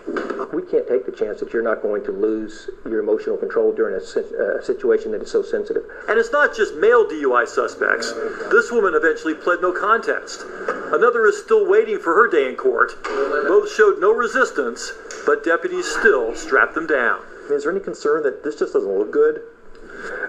You know, I understand perception, but the reality of that perception is we work in an environment to where experience has shown us that you can play Russian roulette if you want to, but it's going to catch up to you. They told me I'm arrested. They're taking my blood without my consent. Michael Chaworski's only DUI arrest turned into the worst night of his life. He's yet to go to trial and says he's not guilty. There was no accident. There was no accident. Did anybody get hurt? No one was hurt, and my stop at all. I'm a tax-paying American who refused something. Regardless of what happens after the fact, I refuse to do this. I'm not fighting you, dude. Don't push me too hard. I'm not fighting you. Drunk driving, and it ruins lives. It hurts families. It hurts people. And it has to be police. I understand the police have a job to do, but what happened to me in that room was unnecessary, and nobody should have to do that. But a state law passed in 2006 allows police to ask a magistrate for a search warrant for blood in any DUI case. Since January, Gwinnett authorities have done forced blood draws more than 100 times. You're being served with a search warrant for 2 vials of your blood that you're going to take now. The practical application of that, of terms of forcing people down and holding them to stick a needle in their arm to get it, I think is just an unreasonable search of those people. Another showdown between personal liberty and public safety. There's hardly anybody that you can talk to that doesn't know somebody that was killed by a drunk driver. We ought to do something about that, don't you think? Again, Douglas County does not restrain DUI suspects the way Gwinnett County does. Sheriff Miller was not critical of Gwinnett, but said he likes to treat people the way he would want to be treated. Those in charge in Gwinnett, though, say that they make more DUI cases than the folks in Douglas County, and even the most compliant suspect they fear might seize up somewhere during the removal of their blood. They just worry about them because, after all, the reason they're there is because they didn't cooperate in the first place. Yeah, drinking and driving, a very serious matter, but we were all sitting there looking at that video, just taken aback by it all. How often do the blood tests clear someone? Not very often, at least not in the data that we looked at in Douglas County, not very often at all. But remember, when you refuse to take the test, there is a punishment for that. 12 months. You lose your license for 12 months. And, the law, though, says if you refuse, no test shall be given. It actually says it in the law. No test shall be given if you refuse. But then it comes back later and says that the police can still get a search warrant to draw your blood. So is it a conflict? Sounds like it could be. The state appellate court will soon, I understand, take up this issue. Well, the Fourth Amendment protects us from unreasonable search and seizure. So I guess the question is, what's unreasonable? And honestly, I'm stunned. I did not know that this was legal. I did not know that they could take your blood without your consent. They can take it without your consent as long as they have a search warrant. If they don't have a search warrant, the Supreme Court has said they can't. But these are all forced blood draws with the consent of a judge. All right. Stunned to see it happening there right before our eyes. Thanks. About the search warrant and all that, it takes a while to get a search warrant. Yeah, exactly. I know. I think they got them rubber stamped, ready to go. The alcohol goes through your system. The longer you go, the less it shows up. The longer it takes them to do the test, the lower your score is. Yeah. All right. I want to say something else too. If you do get pulled over and you get that ticket, they take your license, and you got to go to the administrative license hearing. Okay, that's where they tell you whether you're going to lose your license for a year from not submitting. Okay, most of the cops that have been around for a while, they don't show up. Yeah, only the rookie cops do. So if you got a rookie cop, you're going to have to show up and fight. Okay, if you got a seasoned cop, you show up. He probably won't show up. You keep your license, and when you go to court, they have no evidence. That's why they're doing this. They're getting no evidence because people are using their given rights by our Constitution. Yeah, as they should. And as far as this warrant or whatever they call it, once again, they probably have them all ready to go. And they probably don't even have a judge sign off on them. They just bring them to the judge, and the judge sits there afterwards. Just fill out the dotted line. And fill in the dotted line afterwards. Yeah. These are how many people we got. Just could cover our rear ends. Would you please sign it, Judge? Put on Judge Wapner. CYA paper or something like that. Yeah, it's all bullshit. Yes, Once again, it's more about what I've been talking about. We are living, folks, in a police state, in a police country. This country is no longer as free as you think it is. There's a whole bunch it's of an absolute total illusion. Yeah, exactly. It's a total freaking illusion. To say that we live in a free country. We do not live in a free country. Seafood platter vibes all over the place, man. Yeah. Just we have the Gestapo now. And if you take a look at some of these big cities, they have a gigantic military police forces in there. I mean, they're all going military now. And now that a lot of these guys are retiring, they're being replaced by military people. And there's going to be an uprising. Yeah, there's going to be. I'm serious. I believe that. And they look at us like a bunch of Iraqi and Afghanistani insurgents. Insurgents. Yeah, just a bunch of That's what we are. We're known as insurgents. We're no longer known as citizens. Yeah. Well, we're not people anymore. We're insurgents. Well, speaking of which, about DUIs, which is kind of cool. Bless is some story right here. Cops arrested for DUI. Tries eating part of the cop's patrol car.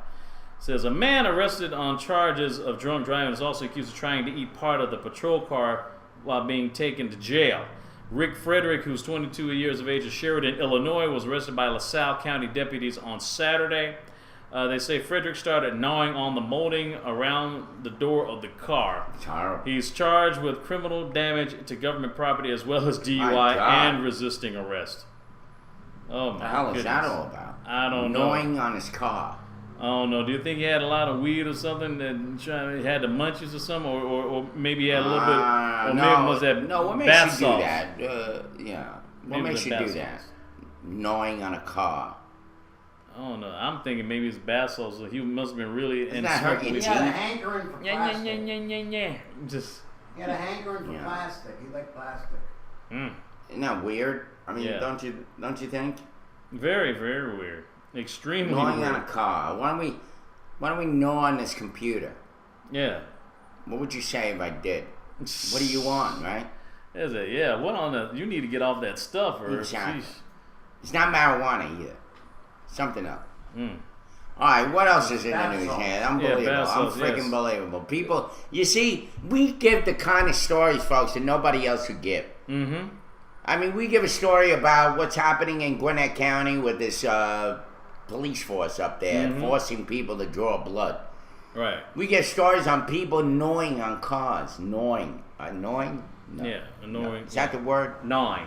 Gnawing on cars. Now we're going to give a story about what? About a Joseph Weekly mistrial. Says a jury can't reach verdict on Detroit cop who shot 7-year-old Ayanna Stanley Jones. Yeah. Basically, another racist story. This is in Detroit. A judge declared a mistrial this past Tuesday after jurors failed to reach a verdict in the trial of a Detroit police officer who fatally shot a 7-year-old girl during a chaotic search for a murder suspect that was recorded by a reality TV crew. It says loud voices could be heard in the jury room a few hours before jurors threw in the towel and were dismissed. They were sent 3 notes, the last one indicating they still could reach a unanimous verdict on the 3rd day of deliberations, despite encouragement from Wayne County Judge Cynthia Gray Hathaway. Joseph Weekly, a member of an elite police squad, was charged with involuntary manslaughter in the death of Ayanna Stanley Jones. He was accused of being grossly negligent in how he handled his submachine gun as his black-clad, masked-armed unit stormed the Detroit home to capture a suspect in May 2010. Police threw a stun grenade through a window, and Weekly was the first officer through the door. Weekly told jurors that he accidentally pulled the trigger during a struggle with the girl's grandmother, but Myrtilla Jones denied interfering with the gun. Weekly was not charged with intentionally shooting Ayanna. The hunt for a murder suspect was being recorded by a crew from the First 48, a police show on A&E Networks. Some video shot from the sidewalk was part of the evidence. Now, the jury could have convicted Weekly of involuntary manslaughter, a felony, or reckless discharge of a firearm, a misdemeanor. He also could have been cleared of all charges.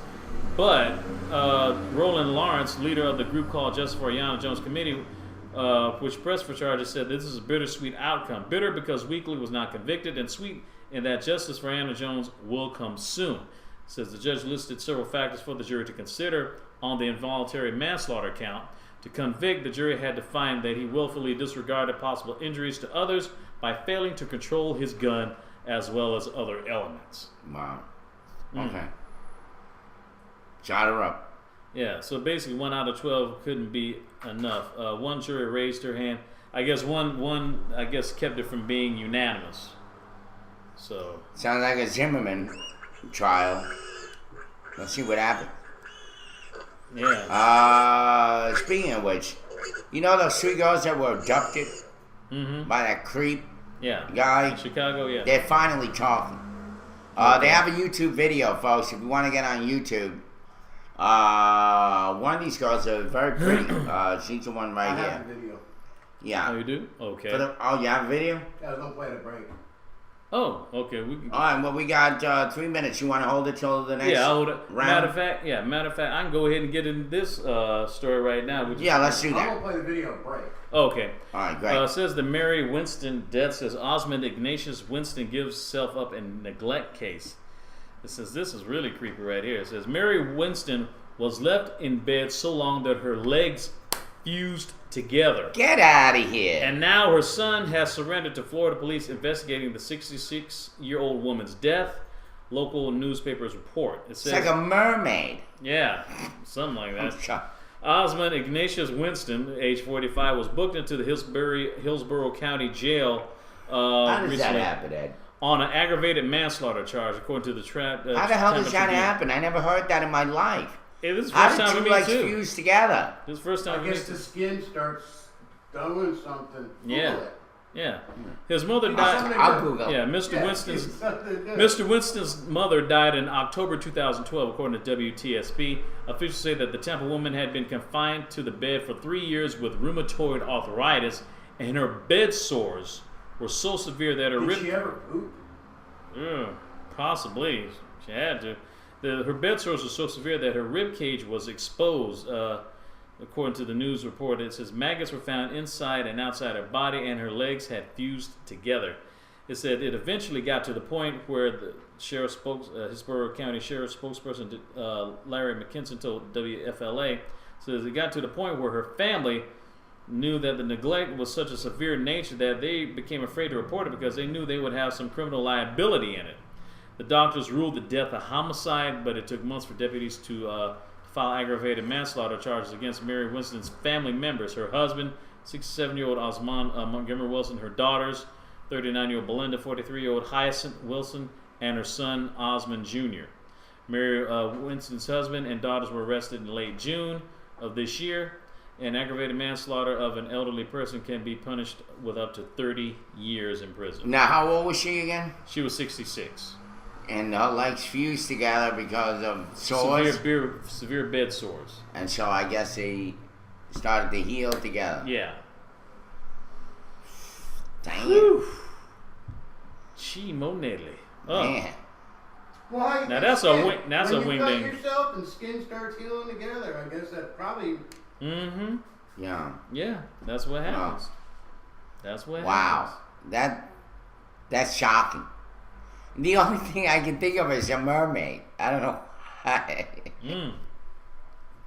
Yeah, but I don't know if you want to be swimming with that. Lord forgive me. All right, here we go. Are we going on break yet? Yeah, we're going on break. Yeah, it's Let's 10 go on o'clock. break. It's 10 o'clock. Unbelievable. I may have to cut out around like 10:30 or so.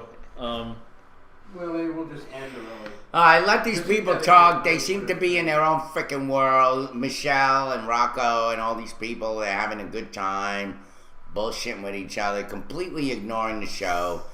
So we'll be back and let you guys bullshit some more, talk to each other, do what you want. It's 77 degrees outside of Macon, Georgia. It's 10 o'clock right now with a high of 88 and a low of 72. You're watching The Morning Roast live from the Nut House.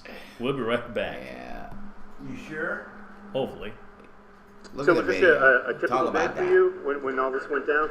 It was a typical day. I was off work. I didn't have to work that day. I was watching WWE, eating some McDonald's, because I'm loving it. Them nuggets with the fries with lots of salt on it and stuff like that. I had it, this and that. I was eating barbecue with it and salsa, and I heard some screams. I said, something ain't right. I hear a scream. So I walked up to the house, and I seen some little feet. When I first seen the white girl's feet, I was looking at the feet, and I stood back up. I was looking at the feet. I was looking at the feet, and I said, that got to be Honey Boo Boo feet under there, coming out of there. So you had no idea that this was going on in this house? Didn't have. Police, they around here. Yeah, they around here. So no idea that this was happening? Not a clue. I didn't have a clue this was happening. I woke up this morning, my knees was hurting, and I knew something was going to happen. Something was in the spirit. Something in the spirit. God kissed it, and the devil missed it. So you had a past relationship with this man? Every day. You hear me? Every day. Every day I have past relationship with him. You had to have some big kahuna to pull off what he pulled off. You did? I first seen Gene up in there, and I knew it. Something told me something. I knew it was some kind of white girl in there. So what kind of white girl, to what degree of it, I didn't understand what kind of white girl it was. But I said to myself, it was either Blair, it was either Tootie, it was Natalie, it could have been Miss Garrett in there. Somebody from Facts of Life was in that house. It was 2 more white girls in that house. So apparently there were several women in this house, including a child? It was a child. Now, she looked white, but she looked Hispanic. I said, oh, shit, they got some crazy shit going on there. Mexican, little white girl, oh, shit, they doing some underground basement sex slave shit. Somebody having sex on a pile of dirty clothes. When the little white girl jumped into a black man's arm, I knew something wasn't right. Something ain't right. Django Unchained